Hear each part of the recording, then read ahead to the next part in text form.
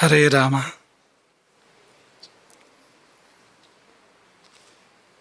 ಯತ್ರೈವ ಯತ್ರೈವ ಮನೋ ಮದೀಯಂ ತತ್ರೈವ ತತ್ರೈವ ತವ ಸ್ವರೂಪಂ. ಯತ್ರೈವ ಯತ್ರೈವ ಶಿರೋ ಮದೀಯಂ ತತ್ರೈವ ತತ್ರೈವ ಪದದ್ವಯಂ ತೇ.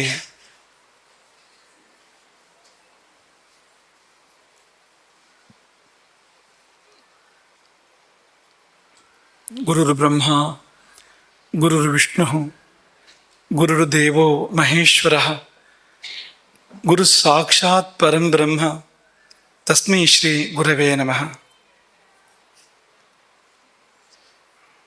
ಆಪದಾಮಪಹರ್ತಾರಂ ದಾತಾರಂ ಸರ್ವಸಂಪದಾಂ ಲೋಕಾಭಿರಾಮಂ ಶ್ರೀರಾಮಂ ಭೂಯೋ ಭೂಯೋ ನಮಾಮ್ಯಹಂ. ಅನ್ನಪೂರ್ಣೆ ಸದಾಪೂರ್ಣೆ ಶಂಕರ ಪ್ರಾಣವಲ್ಲಭೆ ಜ್ಞಾನ ವೈರಾಗ್ಯ ಸಿದ್ಧ್ಯರ್ಥಂ ಭಿಕ್ಷಾಂ ದೇಹಿ ಚ ಪಾರ್ವತಿ.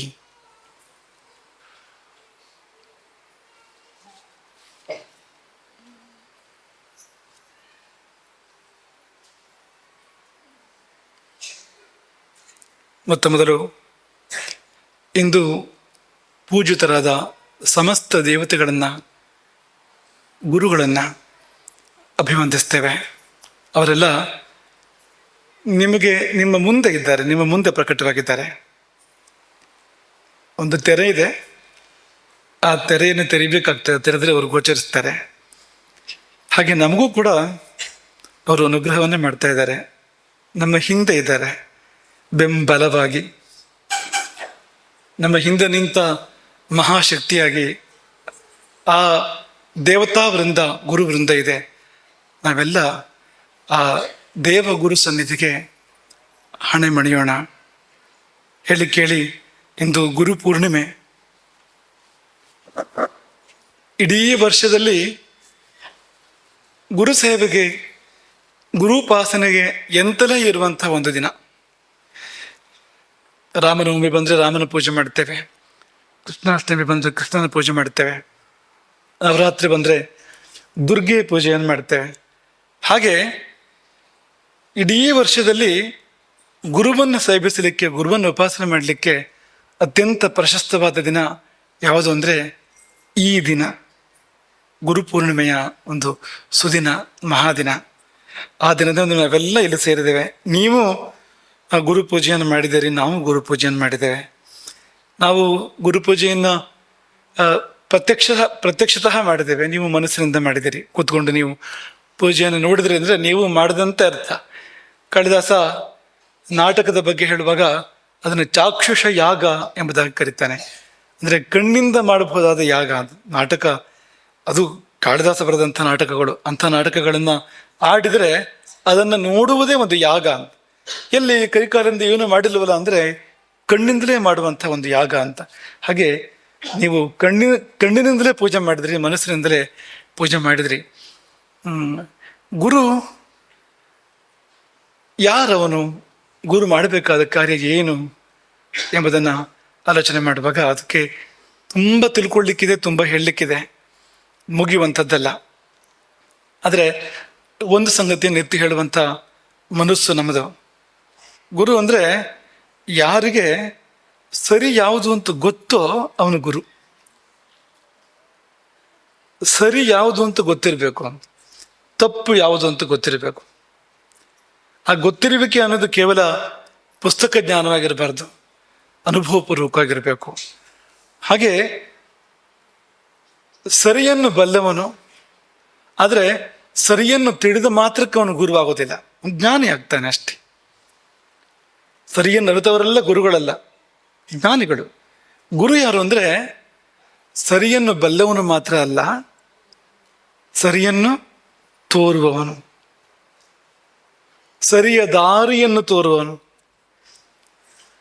ಗುರಿ ಸೇರುವ ಸರಿದಾರಿಯ ತೋರುವ ಸ್ವಭಾವವುಳ್ಳವನು, ಅವನು ಗುರು. ಗುರುವಿನ ಕಾರ್ಯ ಏನು ಅಂದರೆ ಸರಿ ಯಾವುದು ಅಂತ ಸಾರಿ ಹೇಳಬೇಕು, ಮೆತ್ತಗೆ ಹೇಳೋದಲ್ಲ.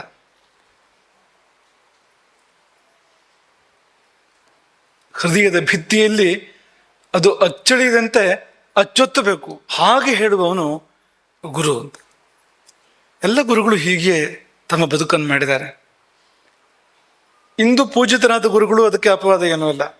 ಇಂದು ಯಾರನ್ನು ಪೂಜೆ ಮಾಡಿದ್ವು ಅಂದರೆ ಶ್ರೀಕೃಷ್ಣನನ್ನು ಪೂಜೆ ಮಾಡಿದ್ವು. ಮಧ್ಯದಲ್ಲಿ ಶ್ರೀಕೃಷ್ಣ, ಸುತ್ತ ಅನೇಕಾನೇಕ ಗುರು ದೇವ ವೃಂದ.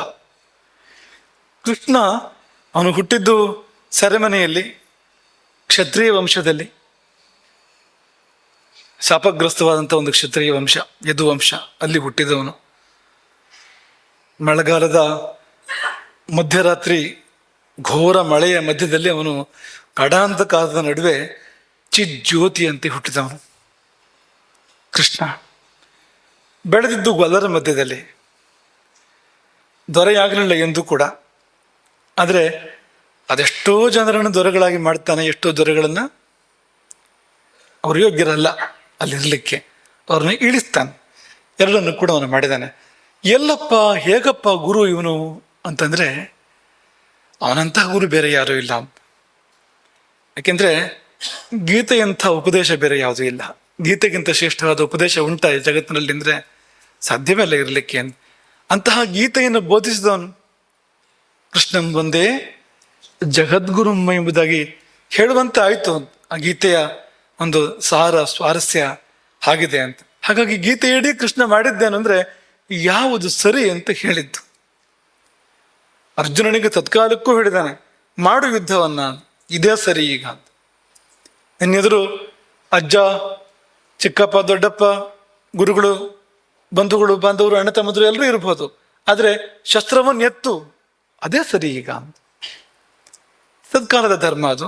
ಆದರೆ ಗೀತೆಯಲ್ಲಿ ನರನಿಗೆ ಮಾತ್ರ ಅಲ್ಲ, ನರರೆಲ್ಲರಿಗೂ ಕೂಡ ಅವರಿಗೆ ಯಾವಾಗ ಏನೇನು ಸರಿ ಅನ್ನೋದೆಲ್ಲದನ್ನು ಕೂಡ ಇಡೀ ಬದುಕಿಗೆ ಬೇಕಾಗುವಂಥದ್ದು ಎಲ್ಲವುದನ್ನು ಕೂಡ ಅಲ್ಲಿ ಅಳವಡಿಸಿ ಕೃಷ್ಣ ಕೊಟ್ಟಿದ್ದಾನೆ.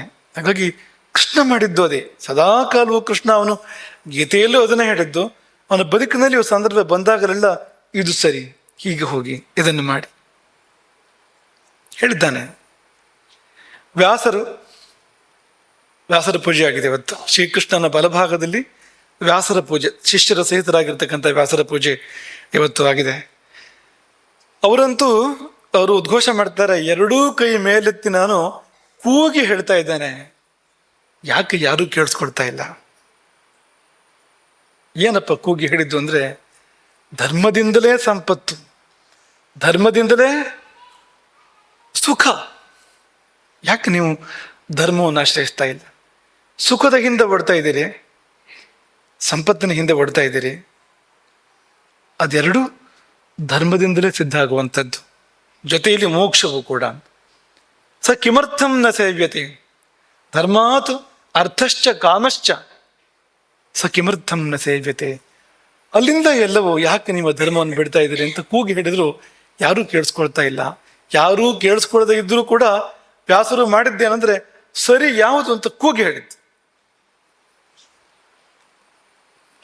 ಕೇವಲ ಕೂಗಿ ಹೇಳಿದ್ದು ಮಾತ್ರ ಅಲ್ಲ, ಅವರು ಅಕ್ಷರ ರೂಪದಲ್ಲಿ ಕೊಟ್ಟಿದ್ದು ಒಂದು ಪರ್ವತ ಆಗ್ಬೋದು ಅಂತ. ವ್ಯಾಸರು ಬದುಕಿನ ಸರಿಗಳು ತಪ್ಪುಗಳು ಅದನ್ನು ನಿರೂಪಿಸಿ ಕೊಟ್ಟಿರುವಂಥದ್ದು ಇದೆಯಲ್ಲ, ಕೇವಲ ಮಹಾಭಾರತವೇ ಲಕ್ಷಾಧಿಕ ಶ್ಲೋಕಗಳದ್ದು, 18 ಮಹಾಪುರಾಣಗಳಿರ್ಬೋದು, ಉಪಪುರಾಣಗಳಿರ್ಬೋದು. ಅದಕ್ಕೆ ಆದಿ ಅಂತ್ಯಗಳಿಲ್ಲ. ಅಷ್ಟು ದೊಡ್ಡ ಸಾಹಿತ್ಯ ರಾಶಿ. ಏನಪ್ಪ ಒಟ್ಟು ಹೇಳಿದ್ದು ಅಂದರೆ ಇದು ಸರಿ ಇದು ತಪ್ಪು ಅಂತ ನಿರ್ಭಿಡಿಯಾಗಿ ನಿರ್ದಿಷ್ಟವಾಗಿ ಅವರು ಹೇಳಿದ್ದಾರೆ ವ್ಯಾಸರು ಅಂತ. ಅವರ ಪೂಜೆ ಇಂದು ನೆರವೇರಿದೆ.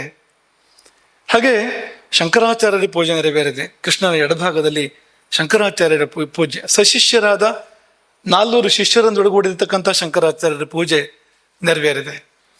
ಶಂಕರಾಚಾರ್ಯರು ಮಾಡಿದ್ದೇನು ಅಂದರೆ ಅವರು ತಮ್ಮ ಜೀವನಡಿ ಸರಿಯನ್ನೇ ಸಾರಿದ್ರು. ಅನುಕೂಲ ವಾತಾವರಣ ಇರಲಿಲ್ಲ, ನಮ್ಮವರೆಲ್ಲ ಪರಕೀಯರಾಗ್ಬಿಟ್ಟಿದ್ರು. ಸನಾತನ ಧರ್ಮಾವಲಂಬಿಗಳಾದ ಜನರು ಸನಾತನ ಧರ್ಮವನ್ನೇ ತೊರೆದು ವಿಧರ್ಮಗಳನ್ನು ಆಶ್ರಯಿಸಿದ್ರು, ವಿಮತಗಳನ್ನು ಆಶ್ರಯಿಸಿದ್ರು. ಅದಕ್ಕೆ ರಾಜಾಶ್ರಯ ಕೂಡ ಇತ್ತು. ಅಂಥವರಿಗೆ ಯಾರು ವೇದಗಳನ್ನು ಶಾಸ್ತ್ರಗಳನ್ನು ಬಿಟ್ಟು ವಿಧರ್ಮಗಳಿಗೆ ಮೊರೆ ಹೊಕ್ಕಿದಾರೋ ಅಂಥ ಜನಗಳಿಗೆ, ವಿಧರ್ಮಗಳಿಗೆ, ವಿಮತಗಳಿಗೆ ರಾಜಾಶ್ರಯ ಇತ್ತು. ಶಂಕರಾಚಾರ್ಯರು ಏಕಾಂಗಿ ಆಗಿದ್ರು, ಚಿಕ್ಕವರಾಗಿದ್ರು, ಚಿಕ್ಕ ವಯಸ್ಸು ಕೂಡ ಅಂತ. ಅವರಲ್ಲೇನು ಸೈನ್ಯ ಇರಲಿಲ್ಲ, ಸನ್ಯಾಸಿಗಳಾಗಿದ್ರು ಅವರು. ಅಂಥ ಶಂಕರಾಚಾರ್ಯರು ಇಡೀ ಭಾರತವನ್ನು ಸಂಚಾರ ಮಾಡಿದ್ದೇನಪ್ಪ ಅಂದರೆ ಇದು ಸರಿ ಎಂಬುದಾಗಿ ಸಾರಿ ಹೇಳಿದ್ದು. ಜ್ಞಾನವೇ ದೊಡ್ಡದು, ಜ್ಞಾನಕ್ಕಿಂತ ದೊಡ್ಡದು ಬೇರೆ ಏನೂ ಇಲ್ಲ. ಭಗವಂತ ದೂರ ಇಲ್ಲ, ಅವನು ನಮ್ಮೊಂದಿಗೆ ಅದ್ವೈತವಾಗಿದ್ದಾನೆ. ನಾವೇ ಅವನು, ಅವನೇ ನಾವು ಎನ್ನುವಂತ ಇದ್ದಾನೆ. ಕಣ್ತಿರೋದು ನೋಡಿ ಎಂಬುದಾಗಿ ಇಡೀ ದೇಶಕ್ಕೆ ಅವರು ಸಾರಿ ಹೇಳಿದರು. ಗ್ರಂಥಗಳನ್ನು ಕೂಡ ರಚನೆ ಮಾಡಿದರು. ಮಾತ್ರವಲ್ಲ, ಮಠಗಳನ್ನು ಸ್ಥಾಪನೆ ಮಾಡಿದರು. ಯಾಕೆಂದ್ರೆ ಮುಂದೂ ಈ ಕಾರ್ಯ ಮುಂದುವರಿಯಬೇಕು. ಸರಿ ಯಾವುದು ಎಂಬುದನ್ನು ಸಾರಿ ಹೇಳುವ ಕಾರ್ಯ, ಸಮಾಜಕ್ಕೆ ಸಾರಿ ಹೇಳುವ ಕಾರ್ಯ ಇನ್ನು ಮುಂದೆಯೂ ನಡೀಬೇಕು. ಈ ಕಾರಣಕ್ಕೋಸ್ಕರವಾಗಿ ಅವರು ದೇಶದ ಉದ್ದಗಲಗಳಲ್ಲಿ ಮಠಗಳನ್ನು ಸ್ಥಾಪನೆ ಮಾಡಿದರು. ರಾಮಚಂದ್ರಾಪುರ ಮಠವು ಕೂಡ ಅದೇ. ಅವರು ನೆಟ್ಟ ಒಂದು ಗಿಡ, ಶಂಕರಾಚಾರ್ಯರು ನೆಟ್ಟಿರ್ತಕ್ಕಂಥ ಒಂದು ಗಿಡ, ಅದು ಮರವಾಗಿದೆ, ಹೂವು ಹಣ್ಣುಗಳನ್ನು ಬಿಟ್ಟಿದೆ, ನೆರಳು ಕೊಟ್ಟಿದೆ. ಮಠದ ಉದ್ದೇಶ ಏನಪ್ಪಾ ಅಂದ್ರೆ, ಶಂಕರಾಚಾರ್ಯರ ಉದ್ದೇಶ ಏನಾಗಿತ್ತೋ ಅದೇ ಮಠದ ಉದ್ದೇಶ. ಏನಲ್ಲ ಅಂದ್ರೆ ಈ 100 ದೇಶಗಳಲ್ಲಿ ಶಾಖೆಗಳನ್ನು ಸ್ಥಾಪನೆ ಮಾಡುವುದು, ನಮ್ಮ ಮಠದ ಶಾಖೆಗಳನ್ನು ಸ್ಥಾಪನೆ ಮಾಡುವುದು ಇದಲ್ಲ. ಶಂಕರಾಚಾರ್ಯರು ಇದಕ್ಕಾಗಿ ಮಠಗಳನ್ನು ಸ್ಥಾಪನೆ ಮಾಡಲಿಲ್ಲ.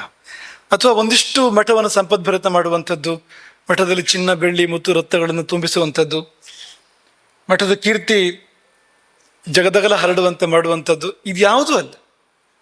ಯಾವುದು ಅಂದ್ರೆ ಧರ್ಮ ಪ್ರಸಾರ, ಬದುಕಿನಲ್ಲಿ ಸರಿ ಯಾವುದು ತಪ್ಪು ಯಾವುದು ಎಂಬುದನ್ನು ಸಾರಿ ಸಮಾಜಕ್ಕೆ ಹೇಳಿ.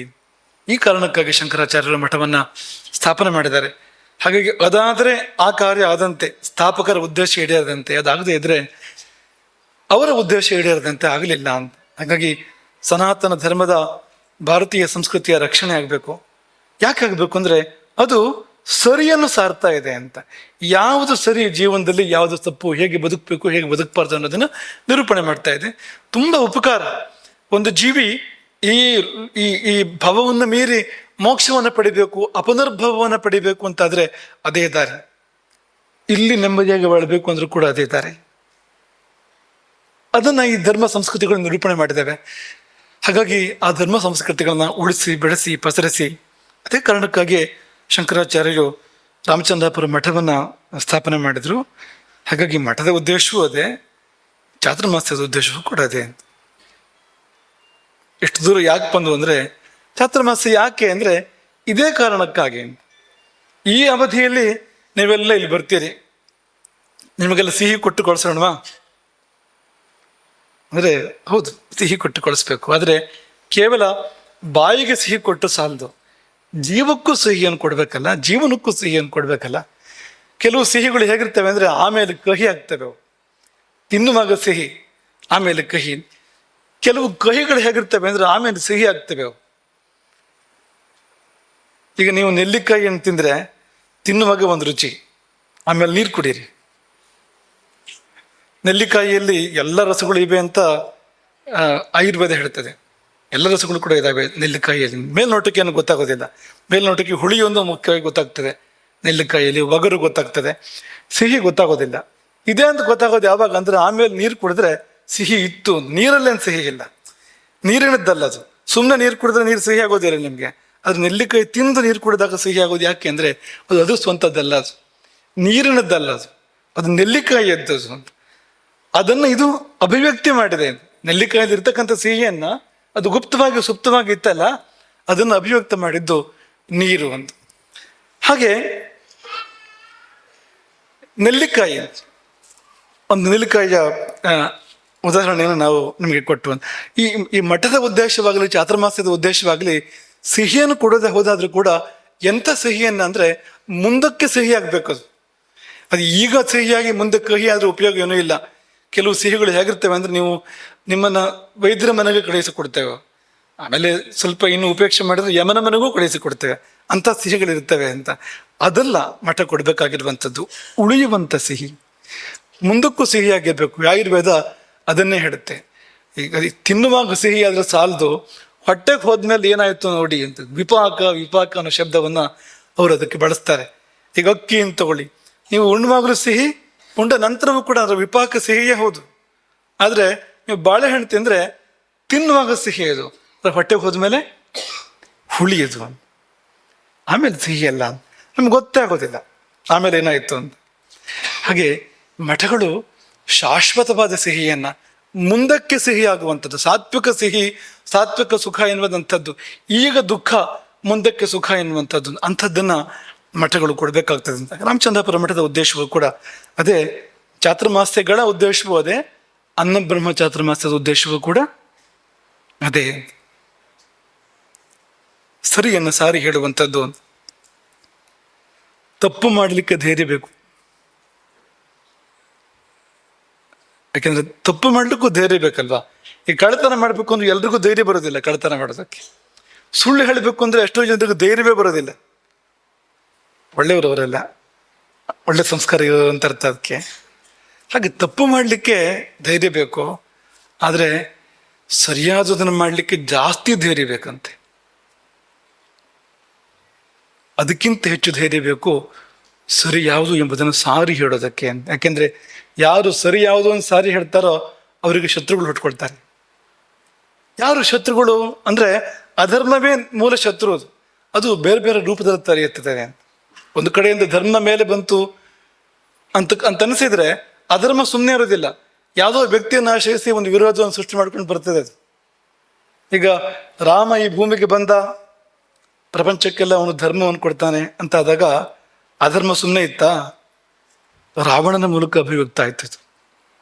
ಸುಖ ಸುಮ್ಮನೆ ತನ್ನಷ್ಟಕ್ಕೆ ತಾನು ರಾಮ ವನವಾಸ ಮಾಡ್ತಾ ಇದ್ದಾಗ ಅಲ್ಲಿ ಚಿನ್ನದ ಜಿಂಕೆ ತಂದು ಬಿಡ್ಬೇಕಾ?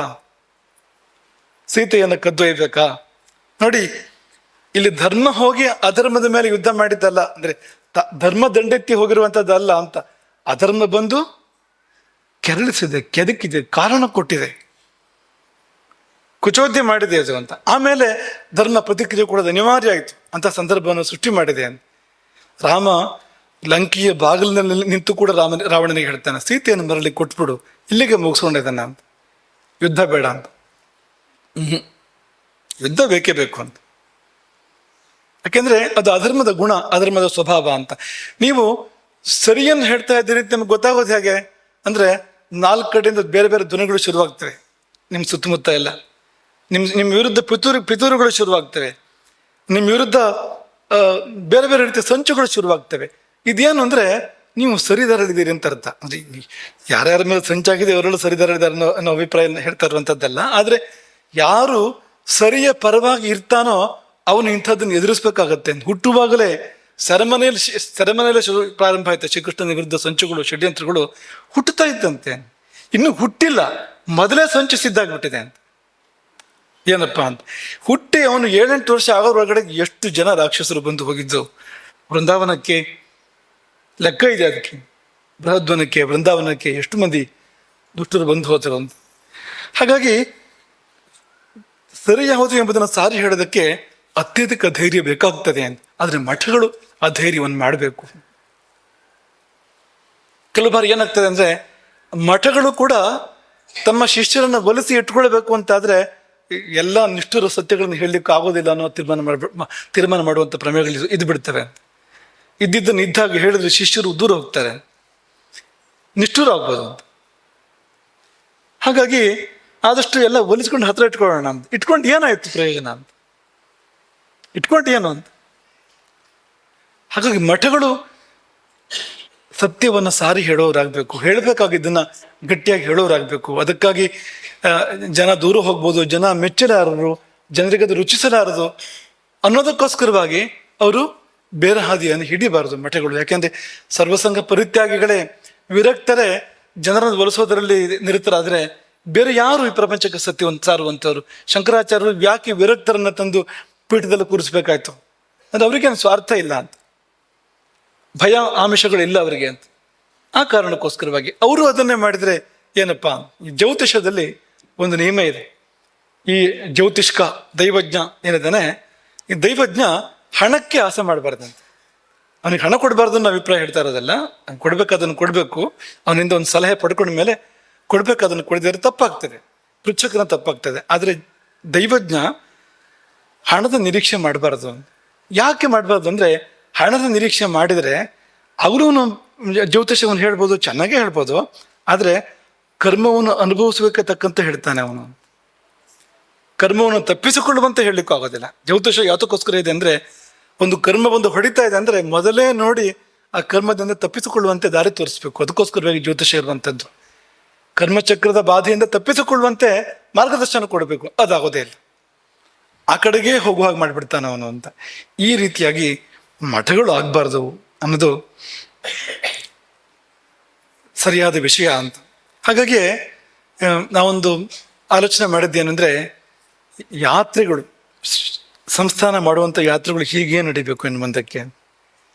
ಹೇಗೆ ಅಂದರೆ, ಏನಾದರೂ ಒಂದು ಒಳ್ಳೆಯ ವಿಷಯವನ್ನು ನಾವು ತಿಳ್ಕೊಳ್ಳೋ ಹಾಗಿರ್ಬೇಕು. ಅಲ್ಲಿ ಕೇವಲ ಮಂತ್ರಾಕ್ಷತೆ ಪಡ್ಕೊಂಡು ಹೋದ್ರೆ ಸಾಲದು, ಕೇವಲ ಎಮ್ಮೆಗೆ ಬಂದ ಜ್ವರಕ್ಕೆ ಪರಿಹಾರ ಕೇಳಿದ್ರೆ ಸಾಲದು.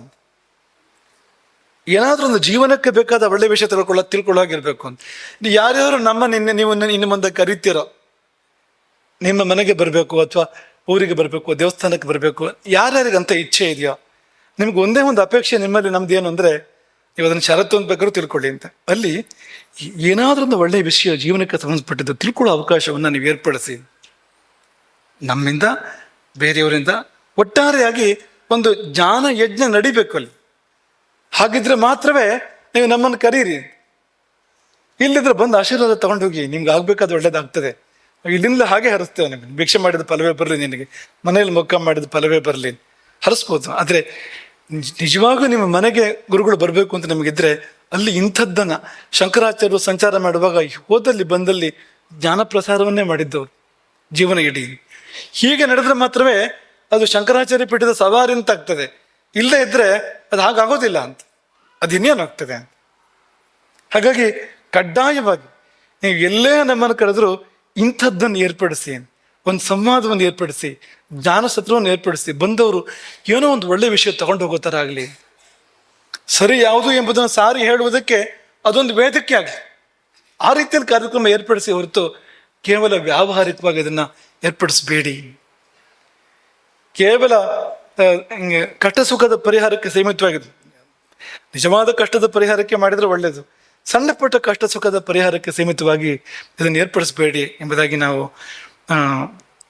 ಅಪೇಕ್ಷೆ ಪಡುವಂಥದ್ದು. ಹಾಗಾಗಿ ನೋಡಿ, ಈ ಪತ್ರಪೇಟಿ ಅಂತ ಇವತ್ತೊಂದು ಅನಾವರಣ ಆಯಿತು ನೋಡಿ. ಇಲ್ಲಿಗೆ ಪತ್ರಪೇಟಿ ಅಂದರೆ ಏನು ಅಂದರೆ, ಯಾರೇ ಒಬ್ಬ ಶಿಷ್ಯ ಭಕ್ತ ಅವನಿಗೆ ಏನೇ ನಮಗೆ ಹೇಳಬೇಕು ಅಂತಿದ್ರೆ, ನಮ್ಮಲ್ಲಿ ಕೇಳಬೇಕು ಅಂತಿದ್ರೆ ಬರೆದು ಅಲ್ಲಿ ಹಾಕ್ಬೋದು. ಯಾಕೆಂದರೆ ನಾವು ನಿಮಗೆ ಸಿಕ್ಕೇ ಬಿಡ್ತೇವೆ ಅಂತಿಲ್ಲ, ಸಿಗಬೇಕು ಅಂತಲೇ ಇದೆ. ಆದರೆ ಈಗ ಇವತ್ತು ನಿಮ್ಗೆಲ್ರಿಗೂ ನಾವು ಸಿಗಬೇಕು ಅಂತಿದ್ರೆ, ಇವತ್ತು ಇದೇ ದಿವಸ ಇವತ್ತಾಗಿರೋದಿಲ್ಲ, ಅದು ನಾಳೆ ಆಗಿಬಿಡ್ತದೆ, ನಾಡಿದ್ದಾದ್ರೂ ಹೋಗ್ಬೋದು. ಏನಪ್ಪ ಪರಿಹಾರ ಅಂದರೆ, ನಿಮಗೆ ತೋಚಿದ್ದನ್ನು ಗೀಚಿ ಈ ಪತ್ರಪೇಟೆ ಒಳಗೆ ನೀವು ಹಾಕಿದರೆ ಅವಶ್ಯ ನಿಮಗೆ ಉತ್ತರ ಪ್ರಾಪ್ತ ಆಗ್ತದೆ. ಯಾಕೆಂದರೆ ತಪ್ಪದೆ ಈ ಪೇಟೆ ಒಳಗೆ ಏನು ಬರ್ತದೋ ಅದನ್ನು ನೋಡ್ತೇವೆ ನಾವು. ಅದೊಂದು ವ್ರತ ನಮ್ಮದು ಅಂತ. ಒಂದು ಸಮಯ ಮಿತಿಯಲ್ಲಿ, ಹೆಚ್ಚಿನ ಸಂದರ್ಭಗಳಲ್ಲಿ ಕೂಡ 1 ವಾರದ ಒಳಗಾಗಿ. ಕೆಂಪಲಕೋಟೆ ಬಂದರೆ ಕೆಲವೇ ಗಂಟೆಗಳಲ್ಲಿ, ಕೆಂಪಲಕೋಟೆ ಅಂದರೆ ಯಾರಿಗೂ ತುರ್ತಿದೆ ಅಂತ, ಕಷ್ಟ ಇದೆ ಅಂತ, ನಾಳೆವರೆಗೆ ಕಾಯುವಂತೆ ಇಲ್ಲ ಅಂಥ ಸಂದರ್ಭ ಇದ್ದರೆ ಕೆಂಪಲಕೋಟೆಯಲ್ಲಿ ದುರುಪಯೋಗ ಮಾಡಬಾರ್ದು. ನಮ್ಮ ಜನ ಬಹಳ ಬೇಗ ಅದೇನೋ ಒಂದು ಸಣ್ಣ ವಿಷಯನ ಕೆಂಪಲಕೋಟೆಯಲ್ಲಿ ಹಾಕಿಟ್ರೆ ಮತ್ತೆ ಅದು ಉಪಯೋಗ ಇಲ್ಲ. ಆಪದ್ಧರ್ಮ ಅಂತ ಇರ್ತದೆ. ಆಪದ್ಧರ್ಮ, ಆಪತ್ತು ಬಂದಾಗ ಮಾತ್ರ ಅನುಸರಣೆ ಮಾಡುವಂಥದ್ದು. ಅದನ್ನು ಸರಿಯಾದ ಕಾಲದಲ್ಲಿ, ಆಪತ್ತು ಇಲ್ಲದೇ ಇದ್ದಾಗಲೂ ಉಪಯೋಗಿಸಿದ್ರೆ ಆಪತ್ತು ಬರ್ತದಂತೆ. ಆಪದ್ಧರ್ಮವನ್ನು ಒಳ್ಳೆ ಕಾಲದಲ್ಲಿ ಬಳಸಿದ್ರೆ ಆಪತ್ತು ಬರ್ತದೆ ಅಂತ. ಹಾಗೆ ತುರ್ತು ಚೀಟಿಗಳನ್ನು ತುರ್ತು ಇಲ್ಲದೆ ಕೊಟ್ಟರೆ ಅದು ಬರೋ ಹಾಗಾಗ್ಬಿಡ್ಬೋದು ಅಂತ. ಹಾಗಾಗಿ ಆ ಕೆಲಸ ಮಾಡಬಾರ್ದು ಯಾವುದೇ ಕಾರಣಕ್ಕೂ. ದುರುಪಯೋಗ, ಎಲ್ಲ ವ್ಯವಸ್ಥೆಗಳು ಹಾಗೆ ದುರುಪಯೋಗ ಆದಾಗ ಅದು ವ್ಯವಸ್ಥೆ ಹಾಳಾಗುವಂಥದ್ದು. ನಮ್ಮ ಜನ ಅದರೆಲ್ಲ ಬಹಳ ಹುಷಾರಿರುತ್ತೆ. ಹೇಗೆ ಬೇಗ ತಲುಪಬಹುದು ಅನ್ನೋದನ್ನ ಯೋಚನೆ ಮಾಡ್ತಾ ಇರ್ತಾರೆ, ಯಾವ ದಾರಿಲಿ ಹೋದ್ರೆ ಬೇಗ ತಲುಪಬಹುದು ಅಂತ. ಹಾಗಲ್ಲ ಅಂತ. ಹಾಗಾಗಿ ಮಠದ ವ್ಯವಸ್ಥೆ ಅಥವಾ ನಿಮ್ಮ ಪದಾಧಿಕಾರ ಸೇವೆಗೆ ಸಂಬಂಧಪಟ್ಟಿದ್ದಾದ್ರೆ ಹಳದಿಲ್ಲ ಕೋಟೆ. ತುರ್ತು ಇದ್ರೆ ಗಂಟೆಗಳು ಕಾಯೋ ಹಾಗಿಲ್ಲ, ಒಂದು ದಿನವೂ ಕಾಯೋ ಹಾಗಿಲ್ಲ ಅನ್ನೋಂಥದ್ದಿದ್ರೆ ಕೆಂಪುದು, ಇಲ್ಲಿದ್ರೆ ಬಿಳಿದು ಲಕೋಟೆಯಲ್ಲಿ ನೀವು ಹಾಕಿದ್ರೆ ಅದನ್ನು ಯಾವಾಗ ಬೇಕಾದ್ರೂ ಹಾಕಿ. ನೀವು ಸಂಜೆ ಹಾಕ್ಬೋದು, ರಾತ್ರಿ ಹಾಕ್ಬೋದು, ಬೆಳಗ್ಗೆ ಮುಂಚೆ ಹಾಕ್ಬೋದು, ಯಾರು ಕಾಣದಿದ್ದಾಗ ಮಧ್ಯರಾತ್ರಿ 12ವರೆಗೆ ಬಂದು ಹಾಕಿ ಹೋಗ್ಬಿಡ್ಬೋದು. ನಮಗೆ ಕಾಣೋ ಹಾಗೆ ಹೊರಗಡೆಗೆ ಇರ್ತದೆ, ಸಾಮೂಹಿಕವಾಗಿರ್ತದೆ ಅದು. ಹಾಗಾಗಿ ಬಿಟ್ಟು ಹೋದ ಪತ್ರ ಬರೆಯುವ ಅಭ್ಯಾಸವನ್ನು ಪ್ರಾರಂಭ ಮಾಡೋಣ. ನೀವು ನಮಗೆ ಪತ್ರ ಬರೀರಿ, ನಾವು ನಿಮಗೆ ತಿರುಗಿ ಪತ್ರವನ್ನು ಬರೀಬೋದು, ಸಾಧ್ಯತೆ ಇದೆ. ಅಥವಾ ನಿಮಗೊಂದು ಧ್ವನಿ ಸಂದೇಶವೂ ಕೂಡ ಬರ್ಬೋದು, ಅಥವಾ ನಿಮಗೆ ಉತ್ತರ ಬರಬಹುದು, ಅಷ್ಟೇ ಸಾಕು ಅಂತ ಉತ್ತರ ಬರ್ಬೋದು, ಸೂಚನೆ ಹೋಗ್ಬೋದು ಸಂಬಂಧಪಟ್ಟವರಿಗೆ, ಇವೆಲ್ಲವೂ ಕೂಡ ಆಗ್ಬೋದು. ಈ ಪತ್ರ ಪೇಟಿಯನ್ನು ನೀವು ಜಾರಿಗೆ ತಂದಿದ್ದೇ ಹೋದಾದರೆ ನಮಗೊಂದಿಷ್ಟು ಸಮಯ ಉಳಿತಾಯ ಆಗ್ತದೆ ಅಂತ. ಉಳಿದ ಸಮಯವನ್ನು ನಾವು ಧರ್ಮಕ್ಕೆ ವಿನಿಯೋಗ ಮಾಡ್ತೇವೆ, ಜ್ಞಾನಕ್ಕೆ ವಿನಿಯೋಗ ಮಾಡ್ತೇವೆ. ಇದು ಉದ್ದೇಶ. ನಮ್ಮ ನಿಜವಾದ ಕಾರ್ಯವನ್ನು ಮಾಡಲಿಕ್ಕೆ ನಾವು ಈ ಸಮಯವನ್ನು ನಾವು ವಿನಿಯೋಗ ಮಾಡ್ತೇವೆ.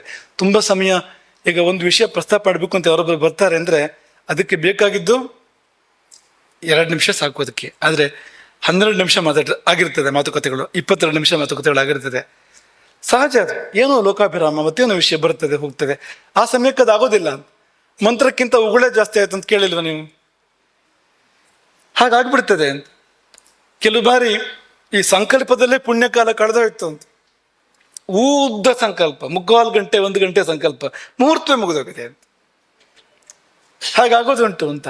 ಹಾಗಾಗಿ ಹಾಗಾಗದೇ ಇರ್ಲಿಕ್ಕೋಸ್ಕರವಾಗಿ ನಿಮ್ಗೆ ಏನು ಹೇಳಬೇಕು ಅದನ್ನು 4 ಮಾತಲ್ಲಿ ಹೇಳಬೇಕಾಗಿದ್ದನ್ನು ಒಂದು ಪತ್ರದಲ್ಲಿ ಬರೆದು, ಸಾಧ್ಯ ಆದರೆ ಪತ್ರದಲ್ಲಿ ಹಳೆ ಶಿಷ್ಟಾಚಾರಗಳನ್ನೆಲ್ಲ ಪಾಲನೆ ಮಾಡೋಕ್ಕೆ ಪ್ರಯತ್ನ ಮಾಡಿ. ಹಿಂದಿನ ಕಾಲದಲ್ಲೆಲ್ಲ ಮಾಡ್ತಾ ಇದ್ದ ನೋಡಿ, ಎಲ್ಲಿ ಶ್ರೀಹಿ ಬರಿಬೇಕು, ಇಲ್ಲಿ ಓಂ ಬರಿಬೇಕು, ಈಚೆ ಮೂಲಲ್ಲಿ ಏನು ಬರಿಬೇಕು, ಆಚೆ ಮೂಲಲ್ಲಿ ಏನು ಬರಿಬೇಕು, ಪತ್ರ ಹೇಗೆ ಶುರು ಮಾಡಬೇಕು, ಉಭಯ ಕುಶಲೋಪರಿ ಸಾಂಪ್ರತ ಹೇಗೆ ಶುರು ಮಾಡಬೇಕು ಪತ್ರವನ್ನು.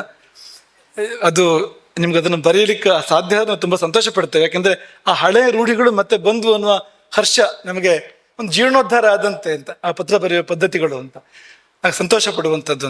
ಪತ್ರಪೇಟೆಯ ಅನಾವರಣ ಕೂಡ ಆಗಿದೆ ಅಂತ. ಹಾಗಾಗಿ ಆ ರೀತಿಯಾಗಿ ಇದು ನಡಿಬೇಕು ಅಂತ. ಹಾಗೆ ಈ ಚಾತುರ್ಮಾಸ್ಯದ ಸಮಯದಲ್ಲಿ, ಚಾತುರ್ಮಾಸ್ಯ ಅನ್ನಬ್ರಹ್ಮ ಚಾತುರ್ಮಾಸ್ಯ, ಆಹಾರದ ಬಗ್ಗೆ ಅನ್ನದ ಬಗ್ಗೆ ತಿಳ್ಕೊಳ್ಳುವಂಥ ಚಾತುರ್ಮಾಸ್ಯ. ನೀವು ಏನೇ ಮಾಡಿಬಿಡಿ ಚಾತುರ್ಮಾಸ್ಯ ಸಮಯದಲ್ಲಿ, ಆದರೆ ಅನ್ನದ ಬಗ್ಗೆ ತಿಳ್ಕೊಳ್ಳೋದನ್ನು ಮರಿಬೇಡಿ, ಅದರ ಬಗ್ಗೆ ಚರ್ಚೆ ಮಾಡೋದನ್ನು ಮರಿಬೇಡಿ. ಚಾತುರ್ಮಾಸ್ಯಕ್ಕೋಸ್ಕರವಾಗಿ ಗೋಕರ್ಣಕ್ಕೆ ಬಂದ್ರಿ, ಇಲ್ಲೆಲ್ಲ ಅಡ್ಡಾಡಿದ್ರಿ, ಒಂದಷ್ಟು ಇದು ಅಮೆರಿಕದ ಬಗ್ಗೆ, ಜರ್ಮನ್ ಬಗ್ಗೆ ಒಂದಷ್ಟು ಚರ್ಚೆ ಮಾಡಿದ್ರಿ ಇಲ್ಲಿ, ಅಥವಾ ಯಾರೋ ಓಡಿ ಹೋದವ್ರ ಬಗ್ಗೆ ಇಲ್ಲಿ ಒಂದಷ್ಟು ಮಾತುಕತೆ ಮಾಡಿದ್ರಿ, ಸಾಲಲ್ಲಿ ಬಂದು ಮಂತ್ರಾಕ್ಷರ ಸಿಕ್ಕಿದ್ರು ತಗೊಂಡು ಹೋದ್ರಿ, ಇದಲ್ಲ ಅಂತ ಊಟ ಮಾಡಿ ಹೋದ್ರಿ. ಈ ಚಾತುರ್ಮಾಸ್ಯಕ್ಕೆ ಸಂಬಂಧಪಟ್ಟಿರ್ತಕ್ಕಂಥವ್ರು, ಅದು ಪರಿವಾರದವ್ರು ಇರ್ಬೋದು, ಅದು ಕಾರ್ಯಕರ್ತರು ಇರ್ಬೋದು, ಅದು ಇಲ್ಲಿ ಸಿಬ್ಬಂದಿ ಇರ್ಬೋದು, ವಿದ್ಯಾರ್ಥಿಗಳು ಇರ್ಬೋದು, ಶಿಕ್ಷಕರು ಇರ್ಬೋದು, ಅಥವಾ ಬಂದು ಹೋಗುವ ಭಕ್ತರು ಇರ್ಬೋದು, ಪ್ರತಿಯೊಬ್ಬರು ಕೂಡ ಇಲ್ಲಿ ಬಂದಾಗ ಈ ಅನ್ನಬ್ರಹ್ಮದ ಬಗ್ಗೆ ಒಂದು 4 ವಿಷಯ ತಿಳ್ಕೊಳ್ಬೇಕು ಅಂತ, ಅದ್ರ ಬಗ್ಗೆ ಒಂದು 4 ಮಾತಾಡಬೇಕು, ಅದು ಮಾಡದೆ ಹೋಗ್ಬಾರ್ದು. ಹಾಗಾಗಿ ಈ ಚಾತುರ್ಮಾಸ್ಯದ ಅನ್ನಬ್ರಹ್ಮ ಪ್ರವಚನದ ಸಂದರ್ಭದಲ್ಲಿ ಎಲ್ಲರೂ ಉಪಸ್ಥಿತಿ ಕಡ್ಡಾಯ. ಅದು ಅಡುಗೆ ಮಾಡೋರು ಇರ್ಬೋದು, ಬಡಿಸೋರು ಇರ್ಬೋದು, ಅಥವಾ ಕೆಲಸ ಮಾಡೋರು ಇರ್ಬೋದು, ಶಿಕ್ಷಕರು ಇರ್ಬೋದು, ವಿದ್ಯಾರ್ಥಿಗಳು ಇರ್ಬೋದು, ಮುಖ್ಯವಾಗಿ ಪರಿವಾರದವ್ರು ಇರ್ಬೋದು. ದೀಪದ ಬಿಡು ಕತ್ತಲೆ ಅಂತ ಆಗ್ಬಾರ್ದು, ಪರಿವಾರದವ್ರು ಕೂಡ ಇರಬೇಕು. ಯಾಕೆಂದರೆ ಊಟ ನೀವು ಮಾಡ್ತೀರಿ, ಏನು ಅಂತ ತಿಳ್ಕೊಳ್ಳಿ ಅದನ್ನು ಅಂತ. ನಮ್ಮ ಮಠ ಎಷ್ಟು ಅದ್ಭುತವಾಗಿದೆ ಅಂದರೆ, ನಮ್ಮ ಮಠದ ಪರಂಪರೆ ಊಟ ಮಾಡುವಾಗ ಒಂದು ಶ್ಲೋಕವನ್ನು ನಾವು ಹೇಳೋ ರೂಢಿ ಉಂಟು ಅಂತ. ಆಹಾರಾರ್ಥಂ ಕರ್ಮ ಕುರ್ಯಾತ್ ಅನಿಂದ್ಯಂ. ಆಹಾರ ಅಲ್ಲಿಂದ ಪ್ರಾರಂಭ ಅದು ಅಂತ ಆ ಶ್ಲೋಕ ಅಂತ. 1ನೇ ಶಬ್ದವೇ ಆಹಾರ ಅಂತ. ಆಹಾರಕ್ಕಾಗಿ ಕುಕರ್ಮ ಮಾಡಬೇಡ, ಸುಕರ್ಮ ಮಾಡು, ನಿಂದ್ಯವಲ್ಲದ ಕರ್ಮ ಮಾಡು. ಆಹಾರ ಯಾಕೆ ಬೇಕು ಅಂದರೆ, ಕುರ್ಯಾದ ಆಹಾರಂ ಪ್ರಾಣ ಸಂರಕ್ಷಣಾರ್ಥಂ. ಬದುಕಿ ಉಳಿಬೇಕು, ಪ್ರಾಣಗಳು ಉಳಿಬೇಕು, ಪ್ರಾಣಗಳು ತಮ್ಮ ಕಾರ್ಯವಂತವು ಮಾಡಬೇಕು. ಒಂದೊಂದು ಪ್ರಾಣಕ್ಕೂ ಅದರದ್ದೇ ಆದ ಕಾರ್ಯಗಳಿವೆ, ಅವು ತಮ್ಮ ಕಾರ್ಯಗಳನ್ನು ಸರಿಯಾಗಿ ಮಾಡಿದರೆ ನಾವು ಚೆನ್ನಾಗಿರ್ತೇವೆ. ಪ್ರಾಣಾಪಾನ ವ್ಯಾನುದಾನ ಸಮಾನಗಳು, ದೇವದತ್ತ ಧನಂಜಯ ನಾಗ ಕೃಕರ ಕೂರ್ಮ ಇವೆಲ್ಲವೂ ಕೂಡ ತಮ್ಮ ಕಾರ್ಯವನ್ನು ಸರಿಯಾಗಿ ಮಾಡಿದರೆ ನಾವು ಚೆನ್ನಾಗಿರ್ತೇವೆ ಅಂತ. ಹಾಗಾಗಿ ಪ್ರಾಣಗಳು ಉಳಿಯುವ ಸಲುವಾಗಿ ಆಹಾರ ಅಂತ. ಪ್ರಾಣಗಳು ಯಾಕೆ ಉಳಿಬೇಕು, ಯಾಕೆ ಬದುಕಿರ್ಬೇಕು ಅಂದರೆ ತತ್ವಜ್ಞಾನದ ಸಲುವಾಗಿ. ಪ್ರಾಣಾರಕ್ಷ್ಯಾ ತತ್ವ ಜಿಜ್ಞಾಸನಾರ್ಥಂ. ನೋಡಿ, ಪ್ರಾಣ ಇರುವುದೇ ತತ್ವ ಜಿಜ್ಞಾಸೆಗಾಗಿ ಅಂತ ಹೇಳಿದ್ರೆ ಚಾತುರ್ಮಾಸ್ಯ ಅಲ್ಲ, ನಾವು ಬದುಕಿರುವುದೇ ತಿಳ್ಕೊಳ್ಳುವ ಸಲುವಾಗಿ ಅಂತ. ಸರಿ ಯಾವುದು ಎಂಬುದನ್ನು ತಿಳ್ಕೊಳ್ಳೋ ಸಲುವಾಗಿ ಅಂತ ಹೇಳಿದ ಮೇಲೆ ನೀವು ಚಾತುರ್ಮಾಸಕ್ಕೆ ಬಂದಾಗ, ಜಾತ್ರಾ ಪೇಟೆಗೆ ಹೋಗಿ ಬಂದಾಗ ನೀವು ಬಂದು ಹೋದ್ರೆ ಏನು ಪ್ರಯೋಜನ ಹೇಳಿ? ಹಾಗೆ ಆಗ್ತಾ ಇದೆ ಮತ್ತು ಒಂದಷ್ಟು ವರ್ಗ ಕಾಯಮ್ಮಾಗಿ ವಂಚಿತ ಆಗ್ತಾ ಇದೆ ವಿಚಾರಗಳಿಂದ. ಪರಿವಾರದವರು, ಇಲ್ಲಿ ಸಿಬ್ಬಂದಿಗಳು, ಇವರುಗಳು ಕಾಯಮ್ಮಾಗಿ ವಿಚಾರಗಳಿಂದ ವಂಚಿತರಾಗ್ತಾ ಇದ್ದಾರೆ. ಹಾಗಾಗಿ ಈ ಸಾರಿ ನಾವು ಪರಿವಾರದವರಿಗೆ ಒಂದು ಪತ್ರವನ್ನು ಬರೆಸಿದ್ವು. ಏನಪ್ಪಾ ಅಂದ್ರೆ, ನಮ್ಮಿಂದ ಆಮಂತ್ರಣ, ನೀವು ಪ್ರವಚನ ಸಮಯದಲ್ಲಿ ಇರಬೇಕು, ನೀವು ಇಲ್ಲಿಂದ ಒಂದು ಆದೇಶ ರೂಪದ ಆಮಂತ್ರಣವನ್ನು ಪರಿವಾರದವರಿಗೆ ಕೊಟ್ಟಿದ್ದಾನೆ ಸರ್ ಈ ಬಾರಿ. ನೀವು ಆಲೋಚನೆ ಮಾಡಿ ನಾವೆಷ್ಟು ಗಂಭೀರವಾಗಿರ್ಬೇಕು ಅಂತ. ಹಾಗೆ ಸಿಬ್ಬಂದಿಗಳಿಗೆ ಕೂಡ ಪತ್ರವನ್ನು ಬರೀಲಾಗಿದೆ ಅಂತ, ನೀವು ಇರಬೇಕು ಈ ಸಮಯದಲ್ಲಿ ಇಲ್ಲಿ ಅಂತ, ನೆಪ ಹೇಳಬೇಡಿ ಅಂತ, ಬೀಗ ಹಾಕೊಂಡು ಬನ್ನಿ.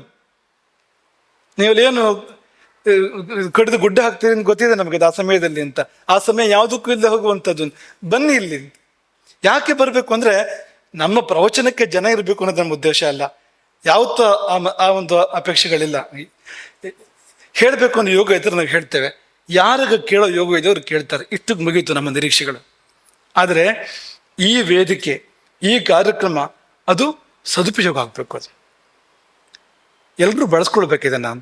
ಹಾಗಾಗಿ ಈ ಚಾತುರ್ಮಾಸ್ಯದ ಈ ಅನ್ನಬ್ರಹ್ಮ ಪ್ರವಚನ ಇರ್ಬೋದು, ತತ್ಪ್ರಯುಕ್ತವಾದ ಯಾವುದೇ ಇಲ್ಲಿ ಜ್ಞಾನಪ್ರದವಾದ ಕಾರ್ಯಕ್ರಮಗಳಿರ್ಬೋದು, ಆ ಕಾರ್ಯಕ್ರಮದಲ್ಲಿ ಭಾಗವಹಿಸೋದು ಕಡ್ಡಾಯ ಮಾತ್ರ ಅಲ್ಲ, ಭಾಗವಹಿಸಿದ ಮೇಲೆ ಪರಸ್ಪರ ಚರ್ಚೆ ಮಾಡುವಂಥದ್ದು, ಜೀವನದಲ್ಲಿ ಅನುಷ್ಠಾನ ಮಾಡುವಂಥದ್ದು, ಶಕ್ತಿ ಮೀರಿ ಪ್ರಯತ್ನ ಪಟ್ಟು ಬದುಕಿನಲ್ಲಿ ಅದನ್ನು ಅನುಷ್ಠಾನ ಮಾಡುವಂಥದ್ದು. ನೀವು ಮಠವನ್ನು ಗಂಭೀರವಾಗಿ ತೆಗೆದುಕೊಳ್ಬೇಕು.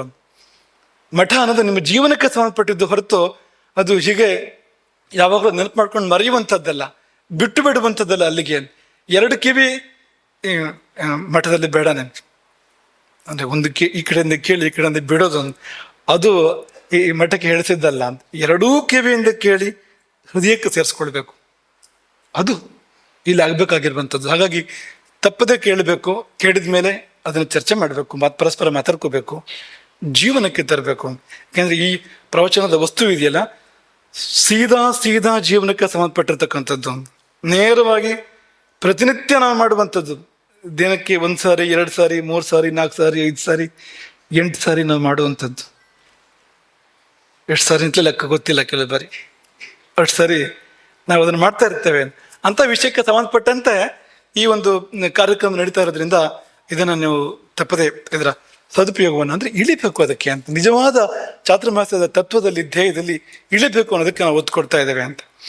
ಇನ್ನು ಸಂಕ್ಷೇಪವಾಗಿ ಕೆಲವು ವಿಷಯಗಳನ್ನ ನಾವು ಪ್ರಸ್ತಾಪ ಮಾಡಿ ಇದನ್ನು ಪರ್ಯವಸಾನ ಮಾಡ್ತೇವೆ. ಯಾಕೆಂದರೆ ನಮಗೆ ಚೂರು ಮುಜುಗರ ಆಗ್ತಾ ಇದೆ. ನಮ್ಮ ಮಕ್ಕಳಿಗೆ ಊಟ ಆಗಿಲ್ಲ, ತಿಂಡಿಯೂ ಆಗಿಲ್ಲ. ಇದು ಕೆಲವರಿಗೆ, ದೊಡ್ಡವರಿಗೆ ತಿಂಡಿ ಆಗಿದೆ. ಹಾಗೆ ಹೇಳಿದ್ವಿ, ನಾವು ಸೂಚನೆ ಕೊಟ್ಟಿದ್ವಿ. ಯಾಕೆಂದರೆ ಇವತ್ತಿನ ಸಂದಿಗ್ಧ ಏನು ಅಂದರೆ, ತೀರ್ಥ ಕೊಡ್ಲಿಕ್ಕಿದೆ. ಹಾಗಾಗಿ ಈ ತೀರ್ಥ ಕೊಡ್ಲಿಕ್ಕಿದೆ ಅಂದರೆ ಅದಾಗದೆ ಊಟದ ಸಂದರ್ಭ ಎಲ್ಲ ಇಲ್ವಲ್ಲ, ವರ್ಷಕ್ಕೆ 1 ದಿವಸ ತೀರ್ಥ ಅನ್ನೋ ಥರ ಇರುವಂಥದ್ದು. ಮಠದಲ್ಲಿ ಪದೇ ತೀರ್ಥ ಇರ್ತಿತ್ತು ಒಂದು ಕಾಲದಲ್ಲಿ, ಈಗ ವರ್ಷಕ್ಕೆ 1 ಸರ್ತಿ ಅಂತ ಅನ್ನೋ ಥರ ಆಗಿದೆ ಅದೀಗ ಅಂತ. ಹಾಗಾಗಿ ಈ ಮಕ್ಕಳ ಮುಖ ನೋಡಿದಾಗ ಒಂಚೂರು ಕಷ್ಟ ಆಗ್ತದೆ ಮನಸ್ಸಿಗೆ, ಇವರಿಗೆ ಊಟ ಆಗಿಲ್ಲ ಅಂತ. ಆದರೆ ಈ ಕರ್ತವ್ಯ ಕರ್ಮವನ್ನು ಬಿಡೋ ಹಾಗೂ ಇಲ್ಲ ಅಂತ ಒಂದು ಸಂದಿಗ್ಧ ಇದೆ ಇಲ್ಲಿ ಅಂತ. ಕಳೆದ 2 ಚಾತುರ್ಮಾಸ ನೀವು ಗಮನಿಸಿದ್ರೆ, ಕಳೆದ ಬಾರಿ ಚಾತುರ್ಮಾಸ, ಈ ಬಾರಿ ಚಾತುರ್ಮಾಸ 2 ನಾಲಿಗೆಯ ಮೇಲಿದೆ. 2 ಚಾತುರ್ಮಾಸಗಳು ಕೂಡ. ಈಗ ಮೊದಲು ಯಾವುದನ್ನು ಕಲಿಬೇಕು ನಾವು ಜೀವನದಲ್ಲಿ ಅಂದರೆ, ಈ ದೇವರು ಕೊಟ್ಟಿದ್ದನ್ನು ಬಳಸೋದು ಹೇಗಂತ ಕಲಿಬೇಕಲ್ಲ ನಾವು ಮೊದಲು. ಈ ಕಣ್ಣು ಕಿವಿ ಎಲ್ಲ ಹೇಗೆ ಬಳಸ್ಬೇಕು ಅಂತ ಕಲಿಬೇಕು ಬೇಡ ಮೊದಲು. ಈಗ ಒಂದು ಚಾತುರ್ಮಾಸ್ಯ ಇಡೀ ಪೂರ್ತಿ ಜ್ಯೋತಿಷದ ಮೇಲೆ ಚಾತುರ್ಮಾಸ್ಯ ನಡೀತು, ಆ ಪ್ರವಚನಗಳು ನಡೆದು ಪೂರ್ತಿ. ಅದು ಕಣ್ಣು ಅಂತ.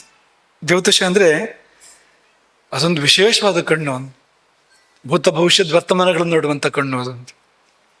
14 ಲೋಕಗಳನ್ನು ಕೂಡ ನೋಡುವಂಥ ಕಣ್ಣು ಅದು ಅಂತ. ಆದರೆ ಈ 2 ಚಾತುರ್ಮಾಸ್ಯಗಳು ನಾಲಿಗೆಯಲ್ಲಿ 2 ಇಂದ್ರಿಯಗಳಿದ್ದಾವೆ. ನಾಲಿಗೆಯಲ್ಲಿ ಬೇರೆ ಕಡೆ ಹಾಗಲ್ಲ, ಒಂದೊಂದು ಇಂದ್ರಿಯಗಳು. ಈಗ ಇದು ಒಂದೇ ಇಂದ್ರಿಯ, ನೋಡುವಿಕೆ ಮಾತ್ರ ಕಣ್ಣು ಅಂದರೆ. ಕಿವಿ ಅಂದರೆ ಕೇಳುವಿಕೆ ಮಾತ್ರ, 2 ಕೆಲಸ ಆಗೋದಿಲ್ಲ, ಒಂದೇ ಕೆಲಸ ಆಗುವಂಥದ್ದು ಅಲ್ಲಿ ಅಂತ. ಕೈ ಕಾಲು ಒಂದೊಂದೇ ಕೆಲಸ ಮಾಡುವಂಥದ್ದು, ಅದು 2 ಇಂದ್ರಿಯಗಳು ಕೆಲಸ ಮಾಡೋದಿಲ್ಲ ಅಲ್ಲಿ. ಆದರೆ ಈ ನಾಲಿಗೆ ಮಾತ್ರ ಅಲ್ಲಿ 2 ಇಂದ್ರಿಯಗಳು ಕೆಲಸ ಮಾಡ್ತವೆ. ಒಂದು ಜ್ಞಾನೇಂದ್ರಿಯ, ಇನ್ನೊಂದು ಕರ್ಮೇಂದ್ರಿಯ. ಜ್ಞಾನೇಂದ್ರಿಯ ಯಾವುದು ಅಂದರೆ ರಸನೆ, ರುಚಿ ನೋಡುವಂಥ ಇಂದ್ರಿಯ ಒಂದಿದೆ ಅಲ್ಲಿ. ಕರ್ಮೇಂದ್ರಿಯ ಯಾವುದು ಅಂದರೆ ವಾಕ್, ಮಾತನಾಡುವಂಥದ್ದು. ಕಳೆದ ವರ್ಷದ್ದು ಆ ಮಾತನಾಡುವಂಥದ್ದು. ಹೇಗೆ ಮಾತನಾಡಬೇಕು ಅಂತ. ಯಾಕೆಂದರೆ ಸರಿಯಾಗಿ ಮಾತನಾಡಿದರೆ ಅದರಿಂದಲೇ ಮೋಕ್ಷವನ್ನು ಪಡಿಬೋದಂತೆ. ಜಿಹ್ವಾಗ್ರೇ ವಸತೆ ಲಕ್ಷ್ಮೀ, ಜಿಹ್ವಾಗ್ರೇ ಮಿತ್ರ ಬಾಂಧವ. ಪ್ರಾರಂಭವಾಗಿ ಕೊನೆಗೆ ಮುಗಿಯೋದು ಜಿಹ್ವಾಗ್ರೇ ಮರಣಂ ಧ್ರುವಂ ಅಂತ. ಇಲ್ಲೇ ಲಕ್ಷ್ಮಿ ಇದೆ, ಇಲ್ಲೇ ಮಿತ್ರ ಬಾಂಧವರು ಇದ್ದಾರೆ, ಇಲ್ಲೇ ಮರಣವೂ ಕೂಡ ಇದೆ. ಅಷ್ಟು ಕೂಡ ಶಕ್ತಿ ಅದಕ್ಕಿದೆ, ನಾಲ್ಗೆಗಿದೆ ಅಂತ. ಒಂದು ಮಾತು ಸರಿಯಾಗಿ ಆಡಿದರೆ ಏಕಶಬ್ದ ಸಮ್ಯಜ್ಞಾತಃ ಸುಷ್ಟು ಪ್ರಯುಕ್ತ ಸ್ವರ್ಗೇ ಲೋಕೆ ಕಾಮದುಗ್ಭವತಿ. ಒಂದೇ ಒಂದು ಶಬ್ದವನ್ನು ಅರಿತು ಆಡಿದರೆ, ಸರಿಯಾಗಿ ಉಚ್ಚರಿಸಿದರೆ, ಶಿಕ್ಷಾಶಾಸ್ತ್ರವನ್ನು ಅನುಸರಿಸಿ ಉಚ್ಚರಿಸಿದರೆ ಅದು ಕಾಮಧೇನುವಾಗಬಲ್ಲದು. ನಾವೇ ಆಡಿದ ಒಂದು ಶಬ್ದ ನಮಗೆ ಕೇಳಿದ್ದನ್ನೆಲ್ಲ ಕೊಡಬಲ್ಲದು ಎಂಬುದಾಗಿ ಪತಂಜಲಿಗಳು ಹೇಳುವಂಥದ್ದು. ಅದರ ಮೇಲೆ ಕಳೆದ ಚಾತುರ್ಮಾಸ್ಯ ನಡೆದಿದ್ದು. ಈ ಚಾತುರ್ಮಾಸ್ಯ ರಸನೆಯ ಮೇಲೆ,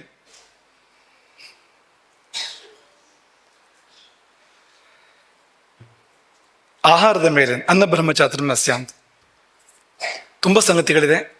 ಸಮಯ ಇನ್ನು 61 ದಿನದ ಸಮಯ ಇದೆ. ಆದರೆ 600 ದಿನವೂ ಕೂಡ ಸಾಲದು, ಅಷ್ಟು ವಿಷಯಗಳಿದ್ದಾವೆ. ನಿಧಾನವಾಗಿ ಅದನ್ನು ವಿಮರ್ಶೆ ಮಾಡ್ತಾ ಹೋಗ್ಬೋದು. ಆದರೆ ಇವತ್ತು ಒಂದು ಸಂಗತಿ ನಾನು ನಿಮಗೆ ನೆನಪು ಮಾಡಬೇಕು. ಈ ವ್ಯಾಸಪೂಜೆ ನಡೀತಲ್ಲ, ವ್ಯಾಸಪೂಜೆಯ ವೈಶಿಷ್ಟ್ಯ ಏನು? ವ್ಯಾಸಪೂಜೆ ಎಲ್ಲಿ ನಡೆಯುವಂಥದ್ದು? ಮಠದಲ್ಲಿ ಸರಿ, ಗುರುದೃಷ್ಟಿಯಲ್ಲಿ ಸರಿ, ವೇದಿಕೆ ಮೇಲೆ ಸರಿ, ಮಂಟಪದಲ್ಲಿ ಸರಿ, ಮತ್ತೆ ಎಲ್ಲಿ? ಅಲ್ಲಿಂದ ಮುಂದಕ್ಕೆ ಎಲ್ಲಿ?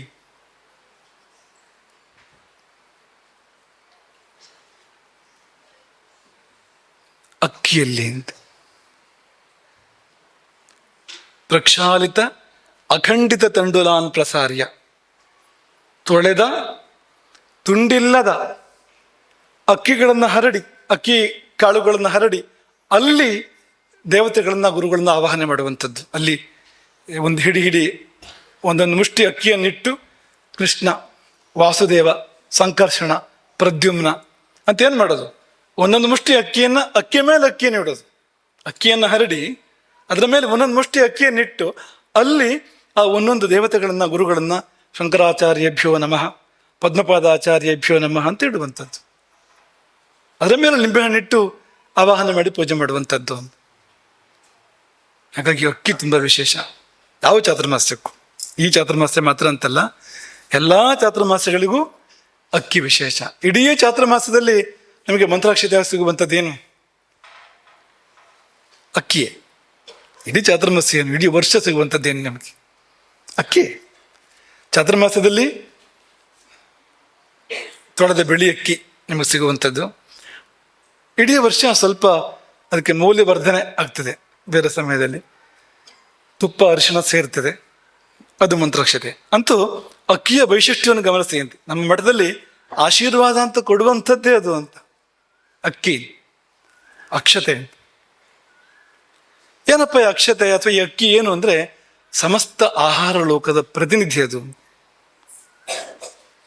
ಅನ್ನ ಅಂದರೆ ತಿನ್ನೋದಕ್ಕೆ ಯೋಗ್ಯವಾದ ಯಾವುದೆಲ್ಲ ಇದೆ ಅದೆಲ್ಲದಕ್ಕೂ ಅನ್ನ ಅಂತಲೇ ಹೆಸರು. ಸಂಸ್ಕೃತದಲ್ಲಿ ಅನ್ನ ಶಬ್ದದ ಅರ್ಥವನ್ನು ವಿಶ್ಲೇಷಣೆ ಮಾಡುವಾಗ ಎಲ್ಲವೂ ಅನ್ನವೇ. ಯಾವ್ಯಾವುದು ತಿನ್ಲಿಕ್ಕೆ ಬರುತ್ತದೋ ಅದೆಲ್ಲವೂ ಅನ್ನವೇ. ಆದರೆ ಅಕ್ಕಿಯಿಂದ ಮಾಡಿದ್ದನ್ನು ವಿಶೇಷವಾಗಿ ಅನ್ನ ಅಂತ ಕರೀತಾರೆ ನೋಡಿ. ಯಾಕೆಂದ್ರೆ ಅದೇ ಪ್ರಧಾನವಾದ್ದು, ಅದೇ ಅತ್ಯಂತ ಮುಖ್ಯವಾಗಿರುವಂಥದ್ದು. ಅದುವೇ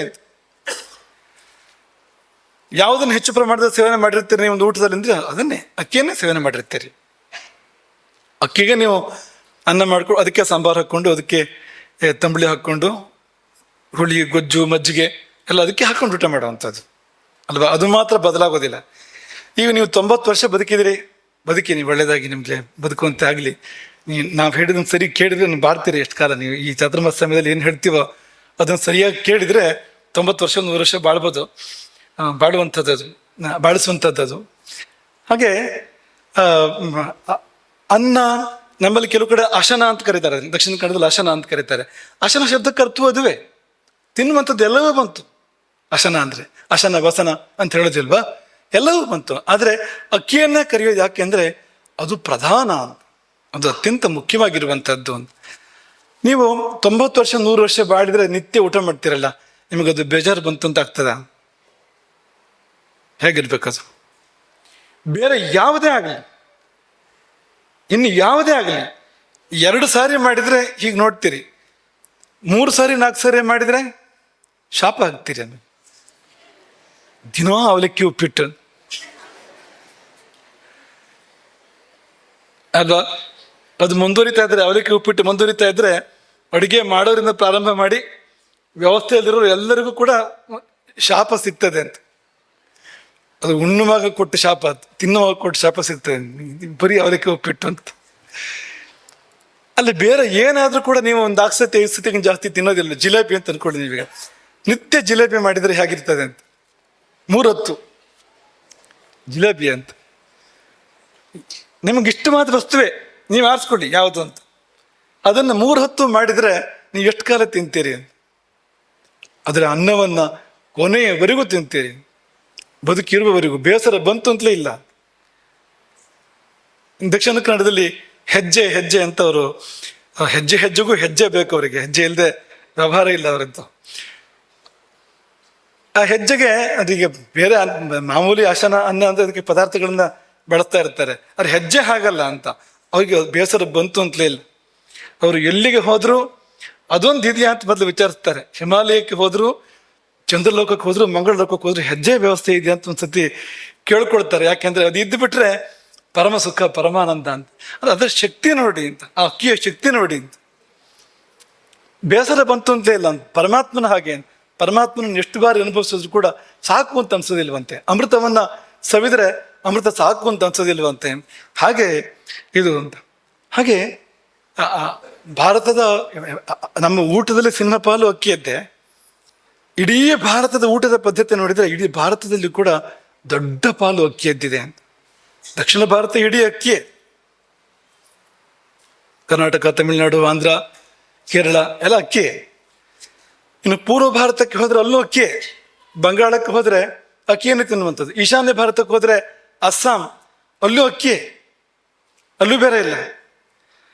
ಇನ್ನು ಪಶ್ಚಿಮ ಭಾರತದಲ್ಲಿ ಕೂಡ ಈ ಮಹಾರಾಷ್ಟ್ರ, ಗೋವಾ ಪರಿಸರದಲ್ಲಿ ಈ ಸಮುದ್ರ ತೀರದ ಈ ಕರಾವಳಿ ಇದೆಯಲ್ಲ, ಕರಾವಳಿ ಪೂರ್ತಿ ಅಕ್ಕಿಗೊಂದು ಪ್ರಾಧಾನ್ಯ ಇದೆ. ಅಕ್ಕಿಯನ್ನು ಬಿಟ್ಟು ಯಾರು ಗೋಧಿಯನ್ನ ಜೋಳವನ್ನು ತಿಂತಾರೋ ಅವರು ಕೂಡ ಜೊತೆಯಲ್ಲಿ ಅಕ್ಕಿಯನ್ನು ತಿಂತಾರೆ.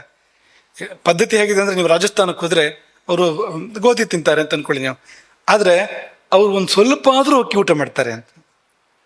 ಚಾವಲ್ಕೆ ಬಿನಾ ನಹಿ ಚಲೇಗ, ಸ್ವಲ್ಪ ಆದ್ರೂ ಬೇಕೇ ಬೇಕು, ಎಷ್ಟಾದ್ರೂ ಅಕ್ಕಿ ಮಾಡಿಸ್ಕೊಳ್ಳೇಬೇಕು ಅಂತ.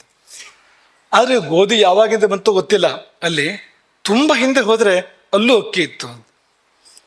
ವಾಲ್ಮೀಕಿ ರಾಮಾಯಣದಲ್ಲಿ ಅಯೋಧ್ಯೆ ವರ್ಣನೆ ಮಾಡ್ತಾರೆ ವಾಲ್ಮೀಕಿಗಳು. ತುಂಬಾ ರಾಮಾಯಣದ ಆರಂಭ ಅದು, ಅತ್ಯಂತ ಆರಂಭ ಅದು. ಅಯೋಧ್ಯೆ ವರ್ಣನೆ ಮಾಡ್ತಾರೆ ಬಾಲಕಾಂಡದಲ್ಲಿ. ಮಾಡುವಾಗ ಒಂದು ಶಬ್ದ ಬಳಸ್ತಾರೆ ಅವರಲ್ಲಿ, ಶಾಲಿತಂಡುಲ ಸಂಪೂರ್ಣ. ಅಲ್ಲಿ ಗೋಧಿ ಸುದ್ದಿ ಇಲ್ಲ, ಗೋಧೂಮ ಪೂರ್ಣಾಮ್ ಅಂತಿಲ್ಲ. ಯವ, ಭಾರತದ ಇನ್ನೊಂದು ಭಾಗದಲ್ಲಿ ಯವ ಒಂದು ಕಾಲದಲ್ಲಿ ಬಾರ್ಲಿ ತುಂಬಾ ಇತ್ತು ಅಂತ ನಾವು ಕೇಳ್ತೇವೆ. ಯವೋಸಿ ಧಾನ್ಯ ರಾಜೋಸಿ ಅಂತ. ಆದ್ರೆ ಈ ರಾಮಾಯಣ ನೋಡಿದ್ರೆ ಶಾಲಿತಂಡುಲ ಸಂಪೂರ್ಣ. ರಾಮನ ಕಾಲದಲ್ಲಿ ಅಲ್ಲೂ ಅಕ್ಕಿ ತುಂಬಿ ತುಳುಕ್ತಾ ಇತ್ತು ಅಯೋಧ್ಯೆಯಲ್ಲಿ ಅಂತ. ಯಾಕೆ ತುಂಬಿ ತುಳುಕ್ಬೇಕು? ಅದು ಅಲ್ಲಿ ಯಾರು ತಿಂದೇ ಇದ್ರೆ ಯಾಕೆ ತುಂಬಿ ತುಳುಕ್ಬೇಕು ಹೇಳಿದ್ರು? ಉತ್ತಮ ಗುಣಮಟ್ಟದ ಅಕ್ಕಿ ಶಾಲಿತಂಡುಲ, ಅದು ಅಲ್ಲಿ ತುಂಬಿ ತುಳುಕ್ತಾ ಇತ್ತು. ಈ ಭಾರತದಲ್ಲಿ ಅದು ವ್ಯಾಪಿಸಿತ್ತು. ಧರ್ಮಕರ್ಮ ತಗೊಂಡ್ರೆ ಅಕ್ಕಿಯೇ ಬೇಕು. ತಂಡುಲಂ ವೈಶ್ವದೇವತ್ಯಂ ಪಾಕೇನ ಅನ್ನಂ ಭವಿಷ್ಯತಿ.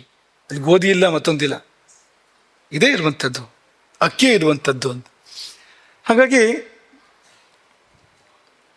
ಚಾಣಕ್ಯ ಏನ್ ಹೇಳ್ತಾರೆ ಅಂದ್ರೆ, ಒಂದ್ ಕಡೆಗೆ ಚಾಣಕ್ಯರ ಮಾತು ಇದು, ಅಕಾರಣಂ ವ್ಯಾಕರಣಂ. ವ್ಯಾಕರಣ ಸುಮ್ಮನೆ ಅಂತ, ವ್ಯಾಕರಣದಿಂದ ಏನು ಅಂತ. ತಂತ್ರಿ ಶಬ್ದೋ ಪ್ಯಕಾರಣಂ. ವೀಣೆ ನುಡಿಸಿದ್ರೆ ಏನು ಪ್ರಯೋಜನ ಇಲ್ಲ ಅಂತ. ಅಕಾರಣಂ ತ್ರಯೋ ವೇದಾಹ. 3 ವೇದಗಳು, ಏನು ಲಾಭ ಇಲ್ಲ ಅಂತ. ಯಾಕೆಂದ್ರೆ ತಂಡುಲಾ ತತ್ರ ಕಾರಣಂ. ಅಕ್ಕಿ ಬೇಕು ಅಂತ, ಅನ್ನ ಬೇಕು ಅಂತ. ಹಿಡಿ ಅಕ್ಕಿ, ಹಿಡಿ ಅನ್ನ ಇದ್ರೆ ಇದೆಲ್ಲ ಅನ್ನೋದಕ್ಕೆ ಅದು ಇರುವಂಥದ್ದು. ತುತ್ತೆತ್ತಲಿಕ್ಕೆ ಏನು ಇಲ್ಲದೆ ಇದ್ರೆ ಎಲ್ಲಿಂದ ವೇದಗಳು, ಎಲ್ಲಿಂದ ವೀಣೆ, ಎಲ್ಲಿಂದ ವ್ಯಾಕರಣ, ಅದೆಲ್ಲ ಯಾವಾಗ ಅಂದ್ರೆ ತಂಡುಲ ಇದ್ರೆ ಅದೆಲ್ಲ ಎಂಬುದಾಗಿ ಚಾಣಕ್ಯನ ಒಂದು ಮಾತು. ಹೀಗೆಲ್ಲ ಇದೆ. ಹಾಗಾಗಿ ಅಂತಹ ಒಂದು ಪ್ರಾಶಸ್ತ್ಯ ಇರ್ತಕ್ಕಂಥ ಅಕ್ಕಿಯಲ್ಲಿ ಸಕಲ ದೇವತೆಗಳನ್ನ ಪೂಜೆ ಮಾಡಿ ನಾವು ಈ ಒಂದು ಕಾರ್ಯವನ್ನ ಚಾತುರ್ಮಾಸ್ಯವನ್ನು ಪ್ರಾರಂಭ ಮಾಡ್ತಾ ಇದ್ದೀವಿ. ಹಾಗಾಗಿ ಮೊಟ್ಟ ಮೊದಲೇ ಅನ್ನಪೂರ್ಣೇಶ್ವರಿಯಲ್ಲಿಯೇ ಈ ಎಲ್ಲ ದೇವತೆಗಳನ್ನ ಇಟ್ಟು ಪೂಜೆ ಮಾಡಿದಂತೆ ಆಯಿತು ಎಂಬುದಾಗಿ ನಾವು ಭಾವಿಸ್ತೇವೆ. ಅನ್ನಪೂರ್ಣೇಶ್ವರಿಯನ್ನ ಸ್ಮರಿಸ್ತೇವೆ. ಹೆಚ್ಚು ಲಭಿಸುವಂತ ಇಲ್ಲ. ಅದು ಇಷ್ಟನ್ನು ಹೇಳಬೇಕು, ಏನಂದ್ರೆ ಇಂದಿನ ಭಾರತದ ದುರಂತ ಏನು ಅಂದ್ರೆ, ನಮ್ಮೆಲ್ಲರ ದುರಂತ, ನಾವೆಲ್ಲ ಮಾಡ್ತಾ ಇರುವಂಥ ತಪ್ಪು ಅದೇನೆಂದ್ರೆ, ಮುಖ್ಯವಾಗಿದ್ದನ್ನ ಗೌಣವಾಗಿ ನೋಡುವಂಥದ್ದು, ಗೌಣವಾದದ್ದನ್ನ ಮುಖ್ಯವಾಗಿ ನೋಡುವಂಥದ್ದು.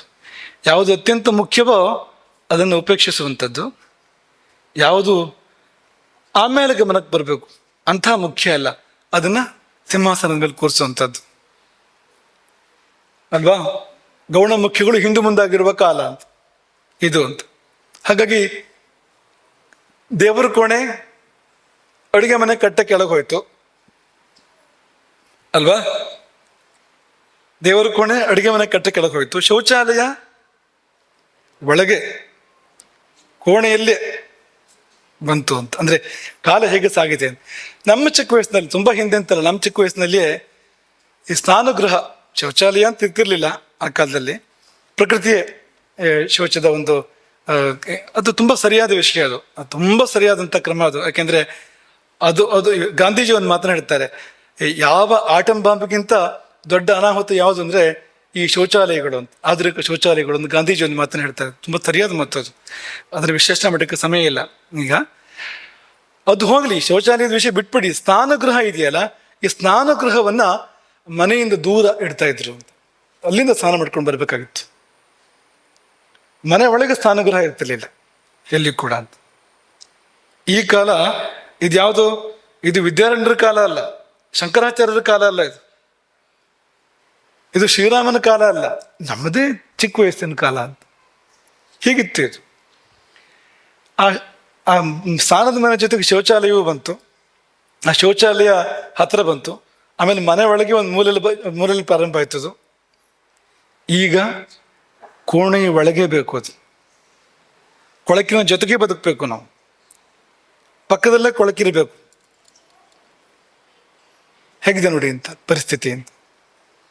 ಆಗಿನ ಕಾಲ ಹೇಗಿತ್ತು ಅಂದ್ರೆ, ಗೃಹ ಪ್ರವೇಶ, ಗೋವು ಮನೆ ಒಳಗೆ ಹೊಕ್ಕು ಗೃಹ ಪ್ರವೇಶ, ಮನೆ ಮುಂದೆ ಗೋಶಾಲೆ ಇರ್ತಾ ಇತ್ತು, ಗೋಶಾಲೆ ದಾಟಿ ಮನೆ ಒಳಗೆ ಬರಬೇಕು, ಗೋವುಗಳು ಮನೆ ಒಳಗೆ ಸಂಚಾರ ಮಾಡ್ತಾ ಇದ್ದು ಸಹಜವಾಗಿ. ಅದು ಹಿಂದಿನ ಕಾಲ ಅದು. ಆದ್ರೆ ಈಗಿನ ಕಾಲ ಹೇಗಿದೆ ಅಂದ್ರೆ, ಗೋವುಗಳು ಮನೆ ಒಳಗಿಲ್ಲ. ಈ ನಗರಗಳಲ್ಲಿ ನಿಷೇಧ ಇದೆ ಗೋವನ್ನು ಸಾಕೋದಕ್ಕೆ, ಅಂದ್ರೆ ಊರೊಳಗೂ ಇಲ್ಲ ಅಂತ.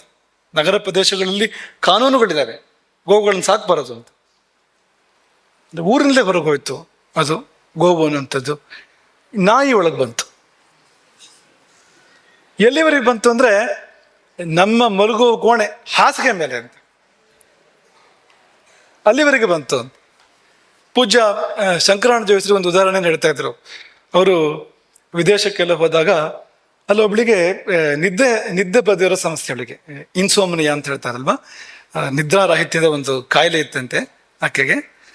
ಅದಕ್ಕೆ ಅವಳು ಏನು ಮಾಡಿದ್ರು ಗುಣ ಆಗಲಿಲ್ಲ, ಅದಕ್ಕೆ ಕಾಯಿಲೆ ಗುಣ ಆಗ್ತಿರಲಿಲ್ಲ. ಒಬ್ಬಳೇ ವಾಸ ಮಾಡ್ತಾ ಇದ್ಲು ಮನೇಲಿ.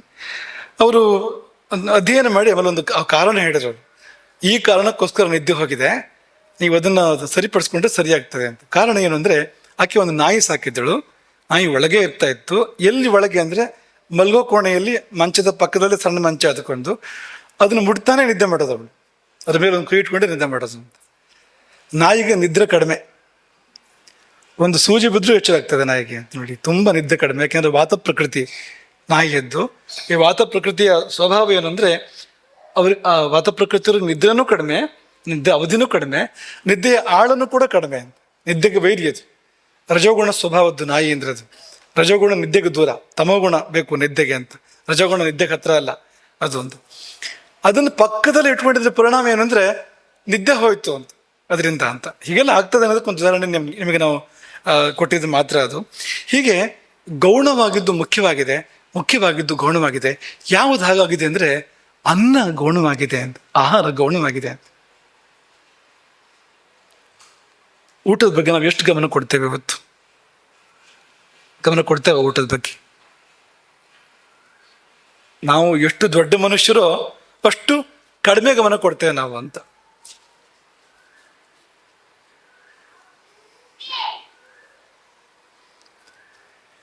ದೊಡ್ಡ ಮನುಷ್ಯರಾದ್ರೆ ಊಟದ ಹೊತ್ತಿಗೆ ಬರ್ತಾರೆ, ಅವ್ರು ಏನು ತಿಂತಾ ಇದ್ದಾರೆ ಅಂತಲೇ ಗೊತ್ತಿರೋದಿಲ್ಲ ಅವರಿಗೆ, ಹೋಗ್ತಿರ್ತಾರೆ ತಿನ್ಕೊಂಡು.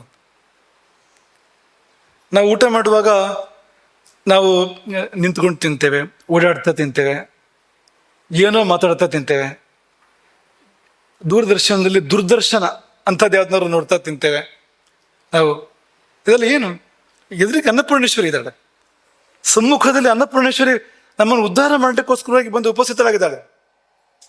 ಆದ್ರೆ ನಾವು ಏನನ್ನೋ ಯೋಚನೆ ಮಾಡ್ತಾ, ಇನ್ನೇನನ್ನೋ ಮಾತನಾಡ್ತಾ, ಎಲ್ಲ ಯಾವ ಕಡೆಗೋ ಗಮನ ಇಟ್ಕೊಂಡು, ಅಂದ್ರೆ ಈಗ ನೀವು ನಿಮ್ಮ ನೆಂಟರಿಷ್ಟ್ರಿಗೆ ಹಾಗೆ ಮಾಡಿ ನೋಡೋಣ. ನಿಮ್ಮ ಮನೆಗೆ ಯಾರೋ ಬಂದಿರ್ತಾರೆ ಅಂತ ಅನ್ಕೊಳ್ಳಿ, ನೀವು ಹೀಗೆ ಮಾಡಿ ಅವ್ರಿಗೆ. ಅವ್ರು ಬಡಿಸ್ಬೇಕಾದ್ರೆ ಅವ್ರಿಗೆ ಎಲ್ಲೋ ನೋಡ್ತಾ ಬಡಿಸಿ, ಏನೋ ಮಾತಾಡ್ತಾ ಬಡಿಸಿ, ಅವರಿಗೆ ಗಮನ ಕೊಡಬೇಡಿ ಅವ್ರ ಕಡೆಗೆ. ಏನಾಗತ್ತೆ? ನಿಮಗೆ ಹಾಗೆ ಮಾಡಲಿ ಯಾರಾದರೂ.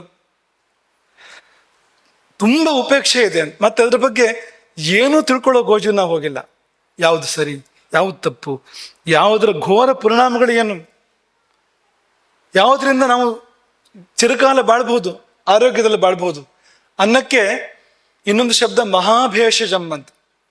ಮಹಾಭೇಷಜಂ, ಭೇಷಜಂ ಅಂದ್ರೆ ಔಷಧ. ಭೇಷಜಂ ಅಂದ್ರೆ ಔಷಧ, ಮಹಾಭೇಷಜಂ ಅಂದ್ರೆ ಮಹೌಷಧ, ದೊಡ್ಡ ಔಷಧ ಅಂತ. ಆರೋಗ್ಯ ಶಾಸ್ತ್ರ ಹೇಳ್ತದೆ, ನೀವು ಊಟ ಸರಿಯಾಗಿ ಮಾಡಿದ್ರೆ ನಿಮ್ಗೆ ರೋಗವೇ ಬರೋದಿಲ್ಲ ಅಂತ. ಒಂದು ಪಟ್ಟಿ ಕೊಡ್ತಾರೆ ಅವರು, ನಿತ್ಯ ಸೇವನೆಯ ಇದಿಷ್ಟು ನಿತ್ಯ ಊಟ ಮಾಡಿ, ಇದಿಷ್ಟನ್ನು ಮುಟ್ಬೇಡಿ, ಪ್ರತಿನಿತ್ಯ ಊಟ ಮಾಡಬೇಡಿ ಅಂತ ಒಂದು ಪಟ್ಟಿ ಕೊಡ್ತಾರೆ ಅವರು. ಹೀಗೆ ಮಾಡಿದ್ದಾಗ ಹೋದಾದ್ರೆ ನಿಮಗೆ ಕಾಯಿಲೆ ಬರೋದಿಲ್ಲ ಅಂತ ಅವರು ಬರೆದು ಕೊಟ್ಟಿದ್ದಾರೆ ಅಂತ. ನೀವು ಯಾವತ್ತೂ ರೋಗ ಬಂದು ಅನ್ಭವಿಸೋದಿಲ್ಲ ಅಂತ. ಸುಮ್ಮನೆ ಏನು ಬರ್ಕೊಟ್ಟಿರೋದಿಲ್ಲ ಅಲ್ವಾ ಅದನ್ನ ಅಂತ. ನಾವೇನಾದ್ರು ತಿಳ್ಕೊಂಡಿದ್ದೇವೆ ಇದನ್ನ ಅಂತ. ಆಹಾರದ ಬಗ್ಗೆ ಪ್ರಾಚೀನ ಪರಿಕಲ್ಪನೆ ಆಗಲಿ, ಆಧುನಿಕ ಪರಿಕಲ್ಪನೆ ಆಗಲಿ, ಯಾವುದೇ ಒಂದು ತಿಳ್ಕೊಳ್ಳೋ ಗೋಜಿಗೆ ಹೋಗದೆ ಒಟ್ಟು ತಿಂತಾ ಇದ್ದೇವೆ.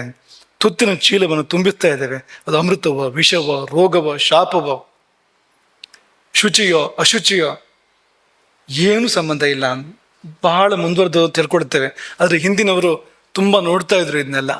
ನಾವು ಏನೂ ನೋಡೋದಿಲ್ಲ. ಅಂಗಡಿಗೆ ಹೋಗಿ ಹಣ ಕೊಟ್ಟು ತರ್ತೇವೆ, ಅದರಲ್ಲಿ ಏನಿದೆಯೋ, ಅದನ್ನು ಹೇಗೆ ಮಾಡಿದ್ರೋ, ಯಾವ ವಿಷಯವನ್ನು ಸುರಿದ್ರೋ, ಏನಾದರೂ ನೋಡ್ತೇವೆ ನಾವು. ಸೀದಾ ತಿಂತೇವಲ್ಲ ನಾವು ಅದನ್ನು, ಒಂದಿಷ್ಟು ಮುಂಜಾಗ್ರತೆ ಇಲ್ಲದೆ. ಒಳಗೆ ಹೋಗ್ತಾ ಇದೆ ಅದು. ಈಗ ಮನೆ ಒಳಗೆ ನೀವು ಯಾರನ್ನಾರು ಬಿಟ್ಕೊಳ್ತೀರ ಸುಲಭದಲ್ಲಿ? ನಿಮ್ಮ ಮನೆ ಒಳಗೆ ಗುರುತು ಪರಿಚಯ ಇಲ್ಲದೆ ಇರೋರನ್ನ, ನಿಮಗೆ ಸರಿಯಾಗಿ ಗೊತ್ತಿಲ್ಲದೆ ಇರೋರನ್ನ ಬಿಟ್ಕೊಳ್ತೀರ ಮನೆ ಒಳಗಡೆಗೆ? ಇಲ್ಲಿ ಒಳಗಡೆ ಬಿಟ್ಕೊಳ್ತಾ ಇದ್ದೀರಲ್ಲ ಅಂತ. ದೇಹದ ಒಳಗೆ ಅದ್ಯಾವುದು ಏನು ಅದ್ರ ಒಂದು ಪರಿಜ್ಞಾನವೇ ಇಲ್ಲದೆ ಒಳಗೆ ನಾವು ಕಳಿಸ್ತಾ ಇದ್ದೇವಲ್ಲ ಅಂತ. ಅದು ಹೋಗಿ ನಾವೇ ಆಗ್ತಾ ಇದೆ ಬೇರೆ. ನಮ್ಮ ದೇಹ ಮನಸ್ಸಾಗಿ ಪರಿಣಾಮ ಆಗ್ತಾ ಇದೆ ಅಂತ. ಆದರೆ ಕಿಂಚಿತ್ತೂ ಕೂಡ ಗಮನ ಇಲ್ಲ ಆ ಕಡೆಗೆ ಅಂತ. ತುಂಬ ಗಮನ.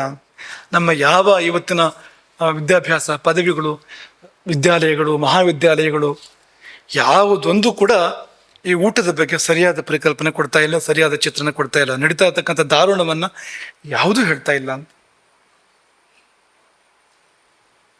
ಹಾಗಾಗಿ ಈ ಚಾತುರ್ಮಾಸ್ಯದಲ್ಲಿ ನಾವು ಆರಿಸ್ಕೊಂಡು ಊಟದ ಬಗ್ಗೆ ಮಾತಾಡೋಣ ಅಂತ. 2 ತಿಂಗಳು ಕೂಡ ನೀವು ಕೇಳಲೇಬೇಕು ಅಂತ ನಮ್ದು ಒತ್ತಾಯ. ಅದಕ್ಕೋಸ್ಕರ ಅಂದರೆ ಬೇಕು ಇದು ಜೀವನಕ್ಕೆ ಅಂತ. ನಿಮ್ಮ ದೃಷ್ಟಿ ಬದಲಾಗಬೇಕು, ಊಟದ ಬಗ್ಗೆ ನಿಮ್ಮ ದೃಷ್ಟಿ ಬದಲಾಗಬೇಕು ಅನ್ನೋದು ಊಟದ ಹೊತ್ತಲೇ ಅದನ್ನು ಮಾತಾಡ್ತಕ್ಕಂಥ ಸಂದರ್ಭ ಬಂತು. ಇವತ್ತು ನಿಮ್ಮನ್ನು ಊಟ ಮಾಡಿದ ಕೂರಿಸಿ ಏನೋ ಒಂದು ಸಣ್ಣ ಶಿಕ್ಷೆ ಥರ ಇದೆ ಇವತ್ತು ನೋಡಿದಿರೋದು ಅಂತ. ಹಾಗಾಗಿ ಅನ್ನದ ಯೋಗ್ಯತೆ ತುಂಬ ದೊಡ್ಡದು. ಅನ್ನ ಎಷ್ಟರ ಮಟ್ಟಿಗೆ ದೊಡ್ಡದು ಅಂದರೆ, ಯಾಕೆ ಅನ್ನನ ಉಪೇಕ್ಷೆ ಮಾಡಬಾರ್ದು ಅಂದರೆ, ನಮ್ಮ ಸಂಸ್ಕೃತಿ ಅದನ್ನು ದೇವರು ಅಂತ ಹೇಳ್ಬಿಟ್ಟಿದೆ. ದೇವರೇ ಭೃಗುರು ವೈ ವಾರುಣಿ ವರುಣಂ ಪಿತರಮುಪಸಸಾರ ಅಧೀಹಿ ಭಗವೋ ಬ್ರಹ್ಮೇತಿ. ಭೃಗು ವರುಣ ಪುತ್ರ, ಆತ ತನ್ನ ತಂದೆಯ ಬಳಿ ಸರಿ ಕೇಳ್ತಾನೆ, ಅಧೀಹಿ ಭಗವೋ ಬ್ರಹ್ಮೇತಿ, ಯಾವುದು ಬ್ರಹ್ಮ, ಪರಮಾತ್ಮ ಅಂದರೆ ಏನು ಅಂತ ನಂಗೆ ತಿಳಿಸ್ಕೊಡಿ ಅಂತ ತಂದೆಯನ್ನ ಭೃಗು ಕೇಳಿದಾಗ, ಅದಕ್ಕೆ ತಂದೆ ಕೊಟ್ಟ ಉತ್ತರ ಅನ್ನಂ ಪ್ರಾಣಂ ಚಕ್ಷು ಶ್ರೋತ್ರಂ ಮನೋ ವಾಚಂ ಅಂತ ಒಂದು ಪಟ್ಟಿ ಕೊಟ್ಟು, ಆ ಪಟ್ಟಿಯಲ್ಲಿ ಮೊಟ್ಟ ಮೊದಲು ಪ್ರಸ್ತಾಪ ಮಾಡಿದ್ದು ಯಾವುದು ಅಂದರೆ ಅನ್ನಂ. ಅನ್ನವೇ ಬ್ರಹ್ಮ ಅಂತ, ಅನ್ನವೇ ಪರಮಾತ್ಮ. ಆಮೇಲೆ ಭೃಗು ತಪಸ್ಸು ಬೇರೆ ಮಾಡಿದ್ನಂತೆ. ತಪಸ್ತತ್ವ, ತಪಸ್ಸು ಮಾಡಿದ ಮೇಲೆ ಸಾಕ್ಷಾತ್ಕಾರ ಆಗಿದ್ದೇನು, ಭೃಗುವಿಗೆ ಅಂದರೆ ಸ ತಪೋತಪ್ಯತ ಸ ತಪಸ್ತಪ್ತ್ವ ಅನ್ನಂ ಬ್ರಹ್ಮೇತಿ ವ್ಯಜಾನಾತ್. ಅನ್ನವೇ ಬ್ರಹ್ಮ ಎಂಬುದನ್ನು ತಿಳಿದುಕೊಂಡ. ಸುಮ್ಮನೆ ಹೇಳಿರ್ಲಾರಲ್ವಾ ಇದು.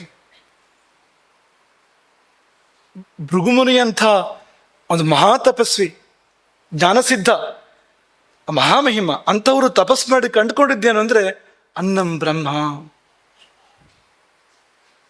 ಸುಮ್ಮನೆ ಹೇಳಿರ್ಲಾರು ಅಲ್ವಾ ಅಂತ ಕೇಳೋದು ನಾವು. ಲಕ್ಷಣಗಳನ್ನು ಕೂಡ ಹೇಳಿಬಿಟ್ಟಿದ್ದಾರೆ. ಬ್ರಹ್ಮ ಅಂದರೆ ಯಾವುದು? ಯಾವುದರಿಂದ ಹುಟ್ಟು, ಯಾವುದರಿಂದ ಬದುಕು, ಎಲ್ಲಿ ಹೋಗಿ ಕೊನೆ ಲೀನ ಆಗ್ತೇವೆ, ಅದೇ ಬ್ರಹ್ಮ. ನಿಮ್ಮೆಲ್ಲರೂ ಹುಟ್ಟು ಅನ್ನದಿಂದಲೇ ಆಗಿದೆ. ನಮ್ಮ ತಂದೆ ತಾಯಿ ಏನು ಅನ್ನ ಊಟ ಮಾಡಿದ್ರೋ ಅನ್ನವೇ ಸೂಕ್ಷ್ಮವಾದ ಪುನರುತ್ಪಾದಕವಾದ ಧಾತುವಾಗಿ ಪರಿವರ್ತನೆ ಹೊಂದಿದ್ದಾನೆ ನಾವು ಹುಟ್ಟಿರುವಂಥದ್ದು. ನಾವೆಲ್ಲ ಹುಟ್ಟುತ್ತಾ ಇದ್ವು ಇಲ್ಲದೇ ಇದ್ರಿ. ಹಾಗಾಗಿ ಯಥೋವಾ ಇಮಾನಿ ಭೂತಾನಿ ಜಾಯಂತೆ, ಎಲ್ಲಿಂದ ಹುಟ್ಟು, ಎಲ್ಲಿಂದ ಬದುಕು, ಪ್ರಶ್ನೆ ಇಲ್ಲ ಅದರಲ್ಲಿ. ಬದುಕು ಎಲ್ಲಿಂದ? ಊಟ ಮಾಡಿದರೆ ಬದುಕು ಇಲ್ಲ ನೋಡಿ, ಎಷ್ಟು ದಿವಸ ಇರೋಕ್ಕೆ ಸಾಧ್ಯ ಅಂತ. ಹಾಗಾಗಿ ಏನ ಜಾತಾನಿ ಜೀವಂತಿ, ಹುಟ್ಟಿದವರು ಯಾವುದರಿಂದ ಬದುಕಿದಾರೋ, ಯತ್ಪ್ರಯಂತಿ ಅಭಿಸಂವಿಶಂತಿ, ಕೊನೆಗೆ ಹೋಗಿ ಯಾವುದನ್ನು ಸೇರ್ತಾರೋ. ನಾವು ಅನ್ನವನ್ನೇ ಹೋಗಿ ಸೇರ್ತೇವೆ ಕೊನೆಯಲ್ಲಿ. ಇದು ಹೋಗಿ ಸೇರೋದು ಎಲ್ಲಿ? ಈ ದೇಹ ಕೊನೆಗೆ ಯಾರಿಗೂ ಆಹಾರ ಆಗಬೇಕದು. ಕ್ರಿಮಿಕೀಟಗಳಿಗೋ ಇನ್ನೊಂದಕ್ಕೂ ಆಹಾರ ಆಗಬೇಕು. ಅದು ಈ ಪಂಚಭೂತಗಳು ಅವು ಪರಿವರ್ತನೆ ಹೊಂದಿ ಯಾವುದೋ ಒಂದು ಗಿಡಕ್ಕೆ ಸೇರಿದ್ರೆ ಅದು ತರಕಾರಿ ಆಗ್ಬೋದು, ಸೊಪ್ಪಾಗ್ಬೋದು, ಇನ್ನೊಂದಾಗ್ಬೋದು, ಹಣ್ಣಾಗ್ಬೋದು, ಮತ್ತೊಂದಾಗ್ಬೋದು. ಈ ಪಂಚಭೂತಗಳೇ ಇನ್ನೆಲ್ಲೋ ಹೋಗಿ ಆಹಾರವಾಗಿ ಪರಿವರ್ತನೆ ಆಗ್ತವೆ ಅಂತ, ಅನ್ನವಾಗಿ ಪರಿವರ್ತನೆ ಆಗ್ತವೆ ಅಂತ. ಸೇಬನ್ನು ನಾವು ತಿನ್ಬೋದು. ನಮ್ಮ ದೇಹ ಬಿದ್ದು ಅಲ್ಲೇ ಒಂದು ಸೇಬಿನ ಗಿಡ ಹುಟ್ಟಿದರೆ, ಅದು ಸೇಬಿನ ಗಿಡದ ಮೂಲದಲ್ಲಿ ನಮ್ಮ ಬದುಕು ಮುಕ್ತಾಯ ಆದರೆ ಅದೇ ದೇಹದ ಅಂಶಗಳಿಂದ ಮತ್ತೆ ಸೇಬವನ್ನು ಬರ್ಬೋದು ಪುನಃ ಅಂತ. ಹಾಗಾಗಿ ಅದೊಂದು ಚಕ್ರ ಇದ್ದ ಹಾಗೆ ಅದು ಅಂತ, ಅನ್ನ ಚಕ್ರ ಅಂತ. ಅದೇ ಬ್ರಹ್ಮ ಅಂತ ಅಂದ ಮೇಲೆ ಅನ್ನ ಪೂರ್ಣ ಅರ್ಥದಲ್ಲಿ ಬ್ರಹ್ಮ ಆಯ್ತು ನೋಡಿ ಎಂಬುದನ್ನು ಉಪನಿಷತ್ತು ಹೇಳಿರುವಂಥದ್ದು. ನಿಮಗೆ ಈ ಭಾವನೆಗಳಿದೆಯಾ ಅಂತ ಕೇಳೋದು ನಾವು. ನೀವು ಊಟ ಮಾಡೋ ಹೊತ್ತಲ್ಲಿ ನಿಮ್ಮ ಎದುರಿಗಿರುವಂಥದ್ದನ್ನು ಈ ದೃಷ್ಟಿಯಿಂದ ನೋಡ್ತಾ ಇದ್ದೀರಾ ಅಂತ ಗಂಭೀರವಾಗಿ ಯೋಚನೆ ಮಾಡಿ ಅಂತ. ಗೌರವದಿಂದ ನೋಡ್ತಾ ಇದ್ದೀರಾ ಅಂತ ಊಟವನ್ನ ಅಂತ. ನೀವು ಏನೇ ಹೇಳಿ ನಾವಿಲ್ಲ ಅಂತಲೇ ಹೇಳ್ತೇವೆ, ಮಾಡ್ತಾ ಇಲ್ಲ ಅದನ್ನ. ಹಾಗಾಗಿ ನಾವು ಹೇಗಾಗಿದ್ದು, ಇಷ್ಟು ಕಷ್ಟ ಪರಂಪರೆಗಳು, ಕಾಯಿಲೆಗಳು ಎಲ್ಲ ಯಾಕೆ ಆಗಿದ್ದು ಅಂದರೆ ಇದೇ ಕಾರಣಕ್ಕಾಗಿ. ವೇದ ಒಂದ್ಸತಿ ಅಂತಲ್ಲ ಪದೇ ಪದೇ ಹೇಳಿದೆ. ಓದನ ಮುದ್ಬ್ರುವತೆ ಪರಮೇಷ್ಠೀವ ಏಷಃ ಯದ್ ಓದನಃ, ಪರಮೇಷ್ಠೀವ ಏಷಃ ಯದ್ ಓದನಃ ಅಂತ. ಈ ಓದನ ಅಂದ್ರೆ ಅನ್ನ ಏನಿದೆಯೋ ಪರಮೇಷ್ಠಿ ಅಂತ, ಅದುವೇ. ಇನ್ನೊಂದು ಕಡೆಗೆ ವಿಶ್ವಭೃದ್ವೈ ನಾಮೀಶ ತನೂರ್ ಭಗವತೋ ಯದಿದಂ ಅನ್ನಂ, ಅನ್ನ ಅಂತಲೇ ಯಾವುದನ್ನು ಹೇಳ್ತಾ ಇದ್ದೀರೋ ಇದು ಬೇರೆ ಏನೂ ಇಲ್ಲ, ಭಗವಂತನದ್ದೇ ಒಂದು ರೂಪ, ವಿಶ್ವಧಾರಕ ರೂಪ ಅಂತ. ಈ ಜಗತ್ತನ್ನು ಭಗವಂತ ಅನ್ನದ ರೂಪದಿಂದ ಧಾರಣೆ ಮಾಡಿದ್ದಾನೆ. ಹಾಗಾಗಿ ನಾವು ಅನ್ನಪೂರ್ಣೇಶ್ವರಿ ಅಂತ ಪೂಜೆ ಮಾಡುವಂಥದ್ದು, ಅರ್ಚನೆ ಮಾಡುವಂಥದ್ದು ಅನ್ನಪೂರ್ಣೇಶ್ವರಿ ಅಂತ. ಯಾತಕ್ಕೆ ಅರ್ಚನೆ ಮಾಡ್ತೇವೆ ಅನ್ನಪೂರ್ಣೇಶ್ವರಿ ಅಂತಂದರೆ ಇದೇ ಕಾರಣಕ್ಕೋಸ್ಕರವಾಗಿ ನಾವು ಅರ್ಚನೆ ಮಾಡ್ತೇವೆ ಅನ್ನಪೂರ್ಣೇಶ್ವರಿ ಅಂತ. ಅದು ಸಾಕ್ಷಾತ್ ಭಗವಂತ. ಹಾಗಾಗಿ ಈ ಗೌರವದಿಂದ ನಾವು ನೋಡುವಂತೆ ಆಗಲಿ ಅನ್ನೋದು ಒಂದು.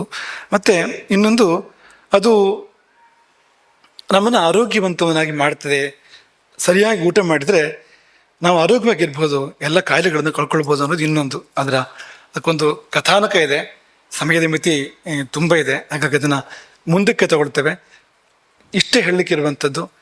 ಅನ್ನವನ್ನು ನೋಡುವಂತೆ ನೋಡೋಣ, ಅನ್ನವನ್ನು ಉಣ್ಣುವ ಕ್ರಮದಲ್ಲಿ ಉಣ್ಣೋಣ, ಅನ್ನವನ್ನು ಉಪೇಕ್ಷೆ ಮಾಡದೇ ಇರೋಣ. ನಿಮ್ಮ ಮನೆಯಲ್ಲಿ ನಿಮಗೆ ಎಲ್ಲವನ್ನೂ ಮಾಡಿಕೊಡುವಂಥ ಭಗವಂತ ರೂಪತಾಳಿ ಇದ್ದಾಗ ಕೆಲಸದ ಅಳೆಗಿಂತ ಕಡಿಮೆಯಾಗಿ ನೋಡಿದರೆ ಅದು ಶಾಪವಾಗಿ ನಿಮಗೆ ಹೇಗೆ ಪರಿಣಮಿಸ್ಬೋದು ಅನ್ನೋದನ್ನು ಮನಸ್ಸಲ್ಲಿ ಇಟ್ಕೊಂಡು ಅದೇ ರೀತಿಯಲ್ಲಿ ನಾವು ಇರಬೇಕಾಗಿದೆ ಅನ್ನೋದನ್ನು ನಾವು ಆರಂಭದಲ್ಲಿ ಭಾವಿಸ್ತಾ, ಇಡೀ ಈ ಚಾತುರ್ಮಾಸದ ಉದ್ದಕ್ಕೂ ಈ 61 ಅಥವಾ 64 ಹಿಂದೆ ಮುಂದೆ ಎಲ್ಲ ಸೇರಿಕೊಂಡಾಗ ಇಷ್ಟೂ ದಿನಗಳ ಕಾಲವೂ ಕೂಡ ಅನ್ನಾನುಸಂಧಾನ ಇಲ್ಲಿ ಸರ್ವತ್ರ, ಇಲ್ಲಿ ಮಾತ್ರ ಅಲ್ಲ. ಚಾತುರ್ಮಾಸ್ಯವನ್ನು ನಾವು ಮಾತ್ರ ಮಾಡ್ತೇವೆ, ಆದರೆ ನೀವೆಲ್ಲರೂ ಈ ಅನ್ನಾನುಸಂಧಾನವನ್ನು ಮಾಡಬೇಕು. ಈ ಮಾತುಕತೆಗಳು ಅಡುಗೆ ಮನೆಯಲ್ಲೂ ನಡಿಬೇಕು, ನಿಮ್ಮ ಮನೆಗಳಲ್ಲಿ ಕೂಡ, ನೀವು ಊರಿಗೆ ಹೋದಂಥ ಮನೆಗಳಲ್ಲಿ ಕೂಡ ನಡಿಬೇಕು, ನಿಮ್ಮ ಕೋಣೆಗಳಲ್ಲಿ ಕೂಡ ನಡಿಬೇಕು. ಮತ್ತು ಬದಲಾವಣೆಗಳು ಆರಂಭ ಆಗಬೇಕು. ಏನು ನಮ್ಮ ಪರಂಪರೆ ಹೇಳಿದೆ ಆ ರೀತಿಯಲ್ಲಿ ಇದು ನಡಿಬೇಕು ಎಂಬುದಾಗಿ ಈ ಸಮಯದಲ್ಲಿ ಭಾವಿಸ್ತಾ, ಮತ್ತೆ ಕೊನೆಯದೊಂದು ಮಾತೇನೆಂದರೆ, ಈ ತುಂಬ ಭಯ ಪಡ್ಕೋಬೇಡಿ, ಆತಂಕ ಪಡ್ಕೋಬೇಡಿ. ಏನೇನು ಕಾದಿದೆಯೋ ಇನ್ನು ಈ ಅದು ಏನಾಗ್ತದೆ, ಶ್ರದ್ಧೆ ಇಲ್ಲದೆ ಇದ್ದರೆ ಅವರಿಗೆ ಚಿಂತೆ ಏನೂ ಇಲ್ಲ. ಈ ಕಿವಿಯಿಂದ ಕೇಳಿ ಈ ಕಡೆಯಿಂದ ಬಿಟ್ಟರಾಯ್ತು. ಈ ಶ್ರದ್ಧೆ ಇರುವವ್ರಿಗೆ ಸಮಸ್ಯೆ ಏನಂದರೆ, ಆಯಿತು ಗುರುಗಳು ಪ್ರವಚನಕ್ಕೆ ಹೋಗ್ಬೇಕೋ ಬೇಡವಾ ಅಂತ, ಹೋದ ಮೇಲೆ ಗುರುಗಳು ಹೇಳಿದಂತೆ ಮಾಡಬೇಕಾಗ್ತದೆ, ಮಾಡದೇ ಇರೋದು ಸರಿಯಲ್ಲ. ಏನು ಹೇಳ್ತಾರ, ಊಟ ಮಾಡ್ಲಿಕ್ಕೆ ಬಿಡ್ತಾರೋ ಇಲ್ಲೋ ನಾಳೆಯಿಂದ ಅಂತ ಅನ್ನೋ ಚಿಂತೆ ಬಾಧಿಸ್ಬೋದು. ಆದರೆ ನಮ್ಮ ಪೂರ್ವಜರು ಹಾಗೆಲ್ಲ ಅಲ್ಲ, ತುಂಬ ಕರುಣಾಳುಗಳು ಅವರು. ಅವರು ಎಲ್ಲಿವರೆಗೆ ಹೇಳಿದಾರೆ ಅಂದರೆ, ಪ್ರಾಣಾತ್ಯಯೇ ಸರ್ವಾನ್ನಾನುಮತಿ. ನಿನಗೆ ಅಂಥ ಪ್ರಾಣ ಹೋಗೋ ಸಂದರ್ಭ ಬಂತಂದರೆ ಏನನ್ಬೇಕು ಅವರು ತಿನ್ನೋ ಅಂತ. ಸರ್ವಾನ್ನಾನುಮತಿ ಯಾಕೆ ಹೇಳ್ತಾರೆ ಈ ಮಾತನ್ನು? ಕನಕರದಿಂದ ಹೇಳಿರುವಂಥ ಮಾತಿದು. ಪ್ರಾಣಾತ್ಯಯೇ ಸರ್ವಾನ್ನಾನುಮತಿ, ಎಲ್ಲವನ್ನು ತಿನ್ಬೋದು ಆಗ. ಇಂತಹ ದಾರಿಗಳಿದ್ದಾವೆ. ಮಾತ್ರ ಅಲ್ಲ, ಎಷ್ಟೋ ಸಂಗತಿಗಳು ನಮ್ಮ ಜೀವನದಲ್ಲಿ ಸರಿಪಡಿಸ್ಕೊಳ್ಳೋಕೆ ಆಗೋದಿಲ್ಲ ನಮ್ಗೆ. ಅದನ್ನು ಅದು ನನ್ನ ಕೈಲಿ ಇಲ್ಲ, ಅದು ಏನು ಮಾಡೋದು ಆಗ ಅಂದರೆ ಅದಕ್ಕೂ ದಾರಿಗಳನ್ನ ಹೇಳಿದ್ದಾರೆ. ಅಷ್ಟನ್ನು ಒಂದು ಚಿಕ್ಕ ಒಂದು ಕಾರ್ಯದ ಮೂಲಕ ಎಲ್ಲ ದೋಷವನ್ನು ಸರಿಪಡಿಸ್ಕೊಳ್ಬೋದು ಅಂಥ ದಾರಿಗಳನ್ನ ಕೂಡ ಹೇಳಿದ್ದಾರೆ ಅಂತ. ಅದೆಲ್ಲವೂ ಕೂಡ ಮುಂದೆ ಬರುವ ದಿನಗಳಲ್ಲಿ ಅನುಸಂಧಾನ ಮಾಡೋಣ. ಇಂದಿನಿಂದ ವಿಜೃಂಭಣೆಯಿಂದ ಈ ಚಾತುರ್ಮಾಸ್ಯ ನಡೀಲಿ. ನೀವೆಲ್ಲ ಸಮೃದ್ಧಿಯಾಗಿ ಊಟ ಮಾಡಿ ಈ ಚಾತುರ್ಮಾಸ್ಯದಲ್ಲಿ. ಹೇಗೆ ಅಂದರೆ, ಕಂಠಮಟ್ಟ ಊಟ ಮಾಡಿ ಅಥವಾ ಇದು ನಾಸಿಕಾ ಪರ್ಯಂತ ಮೂಗಿನ ಮಟ್ಟ ಊಟ ಮಾಡಿ ನಾವು ಹೇಳೋದಿಲ್ಲ. ಯಾಕೆಂದರೆ ಬೇರೆ ಏನೋ ಹೇಳೋಕೆ ಹೊರಟಿದ್ದೆ ನಾವು. ಸಾವಕಾಶ ಊಟ ಮಾಡಿ ಅಂತ ಪದ್ಧತಿ ಇದೆಯಲ್ವಾ? ಪಂಕ್ತಿ ಮೇಲೆ ಊಟ ಶುರು ಮಾಡಬೇಕಾದ್ರೆ ಸಾವಕಾಶ ಏನ ಭೋಕ್ತವ್ಯಂ, ಸಾವಕಾಶ ಊಟ ಮಾಡಿ, ಸಾವಧಾನೇನ ಭೋಕ್ತವ್ಯಂ, ಇದೆರಡನ್ನು ಹೇಳೋ ಪದ್ಧತಿ ಇದೆ. ಸಾವಧಾನೇನ ಭೋಕ್ತವ್ಯಂ, ಸಾವಕಾಶ ಊಟ ಮಾಡಿ ಅಂತ.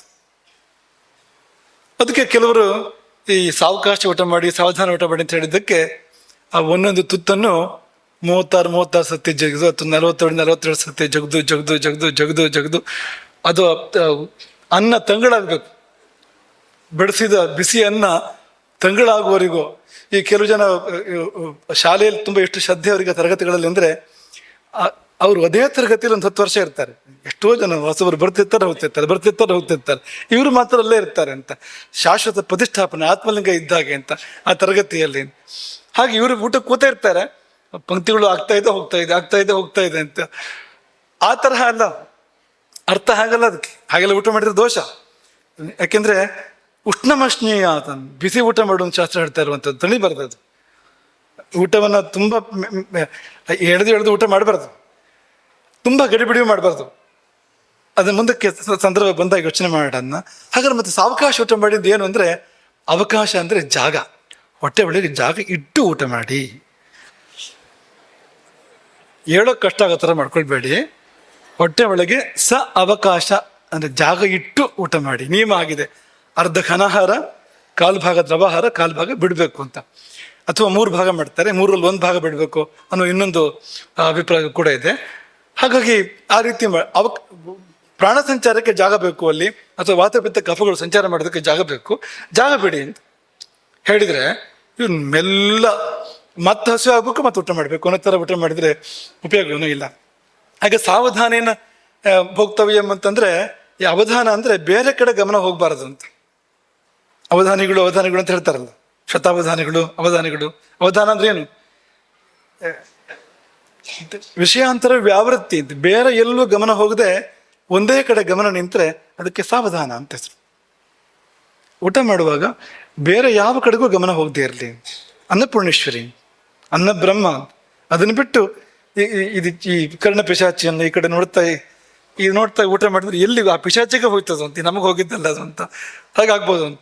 ಅಂಥದ್ರಲ್ಲಿ ನಡೀತಾ ಇರ್ತದಲ್ಲ, ತುಂಬ ಜನ ಮಾಡ್ತಾರೆ ಅದನ್ನು, ಪಕ್ಕದಲ್ಲಿ ಇಟ್ಕೊಂಡಿರ್ತಾರೆ, ನೋಡ್ತಾ ಇರ್ತಾರೆ, ನೋಡ್ತಾ ಊಟ ಮಾಡ್ತಾರೆ, ಇದೆಲ್ಲ ನಡೀತದಲ್ವಾ ಅಂತ. ಹಾಗೆಲ್ಲ ಮಾಡಬೇಡಿ. ಮತ್ತು ಅದು ಬೇರೆ ಬೇಡದರ ಮಾತಾಡ್ತಾ ಊಟ ಮಾಡಬೇಡಿ. ಅನ್ನದ ಕಡೆಗೆ ಗಮನ ಇರಬೇಕು ಅಂತ, ಏಕಾಗ್ರನಾಗಿ ಅನ್ನದ ಮೇಲೆ ಗಮನ ಇಟ್ಟು ಊಟ ಮಾಡಬೇಕು ಅಂತ ಹೇಳಿದರೆ ನಾವೇನು ಮಾಡ್ತಾ ಇದ್ದೇವೆ ಇವತ್ತು? ಬೇರೆ ಏನೋ ಮಾಡ್ತಾ ಇದ್ದೇವೆ. ಹಾಗಾಗಿ ನೀವೆಲ್ಲ ಸಮೃದ್ಧಿಯಾಗಿ ಊಟ ಮಾಡಿ, ಅದರ ಸಾವಕಾಶ ಊಟ ಮಾಡಿ.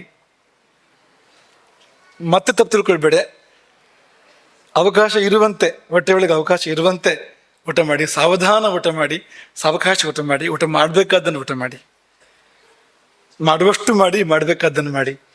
ಅದೇ ಬದುಕನ್ನು ಗೆಲ್ಲುವಂಥ ಒಂದು ದಾರಿ ಎಂಬುದಾಗಿ ಕೊಟ್ಟ ಕೊನೆಯಲ್ಲಿ ಹೇಳ್ತಾ ನಿಮ್ಗೆಲ್ರಿಗೂ ಆಶೀರ್ವಾದ ಮಾಡ್ತೇವೆ. ಅನ್ನಪೂರ್ಣೇಶ್ವರಿ ನಿಮ್ಮನ್ನ ಹರಸಲಿ, ನಿಮ್ಮ ಬದುಕಿನಲ್ಲಿ ಒಂದು ತಿರುವು ಬರಲಿ. ಆ ತಿರುವು ಎಂಥದ್ದು ಅಂದರೆ, ಇದು ಒಂದರಿಂದಲೇ, ಕೇವಲ ಊಟ ಒಂದರಿಂದಲೇ ಜೀವನವೇ ಬದಲಾಗಬೇಕು.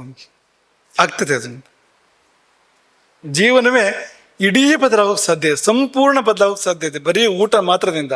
ಊಟಕ್ಕೆ ಸಂಬಂಧಪಟ್ಟಂತೆ ಹೇಳಿದ ನಿಯಮಗಳನ್ನು ಮಾತ್ರ ಪಾಲನೆ ಮಾಡಿದಷ್ಟರಿಂದಲೇ ಜೀವನ ಬದಲಾಗೋಕೆ ಸಾಧ್ಯ ಇದೆ, ಪೂರ್ತಿ ಜೀವನ ಬದಲಾಗೋಕೆ ಸಾಧ್ಯ ಇದೆ. ನೀರೋಗಿ ದೃಢಕಾಯನಾಗಿ ಬಹುಕಾಲ ಬಾಳೋದಕ್ಕೆ ಕೂಡ ಸಾಧ್ಯ ಇದೆ. ಹಾಗಾಗಿ ಅಂಥ ಆಶೀರ್ವಾದವನ್ನು ಅನ್ನಪೂರ್ಣೇಶ್ವರಿ ಎಲ್ರಿಗೂ ಮಾಡಲಿ. ಹಾಗೆ ನಮ್ಮಲ್ಲಿ ಕೂಡ ಆಕೆ ಆವಾಹನೆಯಾಗಿ ಮಾತಾಡಲಿ, ಅವಳೇ ನಿಮ್ಮಲ್ಲಿ ಆವಾಹನೆಯಾಗಿ ಕೇಳಲಿ. ಎರಡೂ ಕಡೆಗೆ ಅವಳೇ ಇದ್ದು ಈ ಒಂದು ಸಂವಾದವನ್ನು ನಡೆಸಿಕೊಡ್ಲಿ ಎಂಬುದಾಗಿ ನಾವು ಕೊಟ್ಟ ಕೊನೆಯಲ್ಲಿ ಹಾರೈಸಿ ಎಲ್ಲರನ್ನೂ ಪ್ರೀತಿಯಿಂದ ಆಶೀರ್ವದಿಸ್ತೇವೆ, ಆಶೀರ್ವಾದ ಮಾಡ್ತೇವೆ. ಎಲ್ರಿಗೂ ಒಳ್ಳೆಯದಾಗಲಿ ಎಂಬುದಾಗಿ ಅರ್ಪಣೆ ಆಗ್ತದೆ. ಹರೇ ರಾಮ. ಗೋಕರ್ಣ ಮಂಡಲಾಧೀಶ್ವರ ಶ್ರೀಮತಿ ಗದುರು ಶಂಕರಾಚಾರ್ಯ ಶ್ರೀಮದ್ ರಾಘವೇಶ್ವರ ಭಾರತೀ ಸ್ವಾಮಿ ಮಹಾರಾಜ್ ಕಿ. ನಿಖರ ಸುದ್ದಿ, ಸದಭಿರುಚಿಯ ಕಾರ್ಯಕ್ರಮ. ನೀವು ನೋಡ್ತಾ ಇದ್ದೀರಾ ಕಹಳೆ ನ್ಯೂಸ್, ಸಮಾಜದ ಜಾಗೃತಿಗಾಗಿ ವಸ್ತುನಿಷ್ಠ ವರದಿ.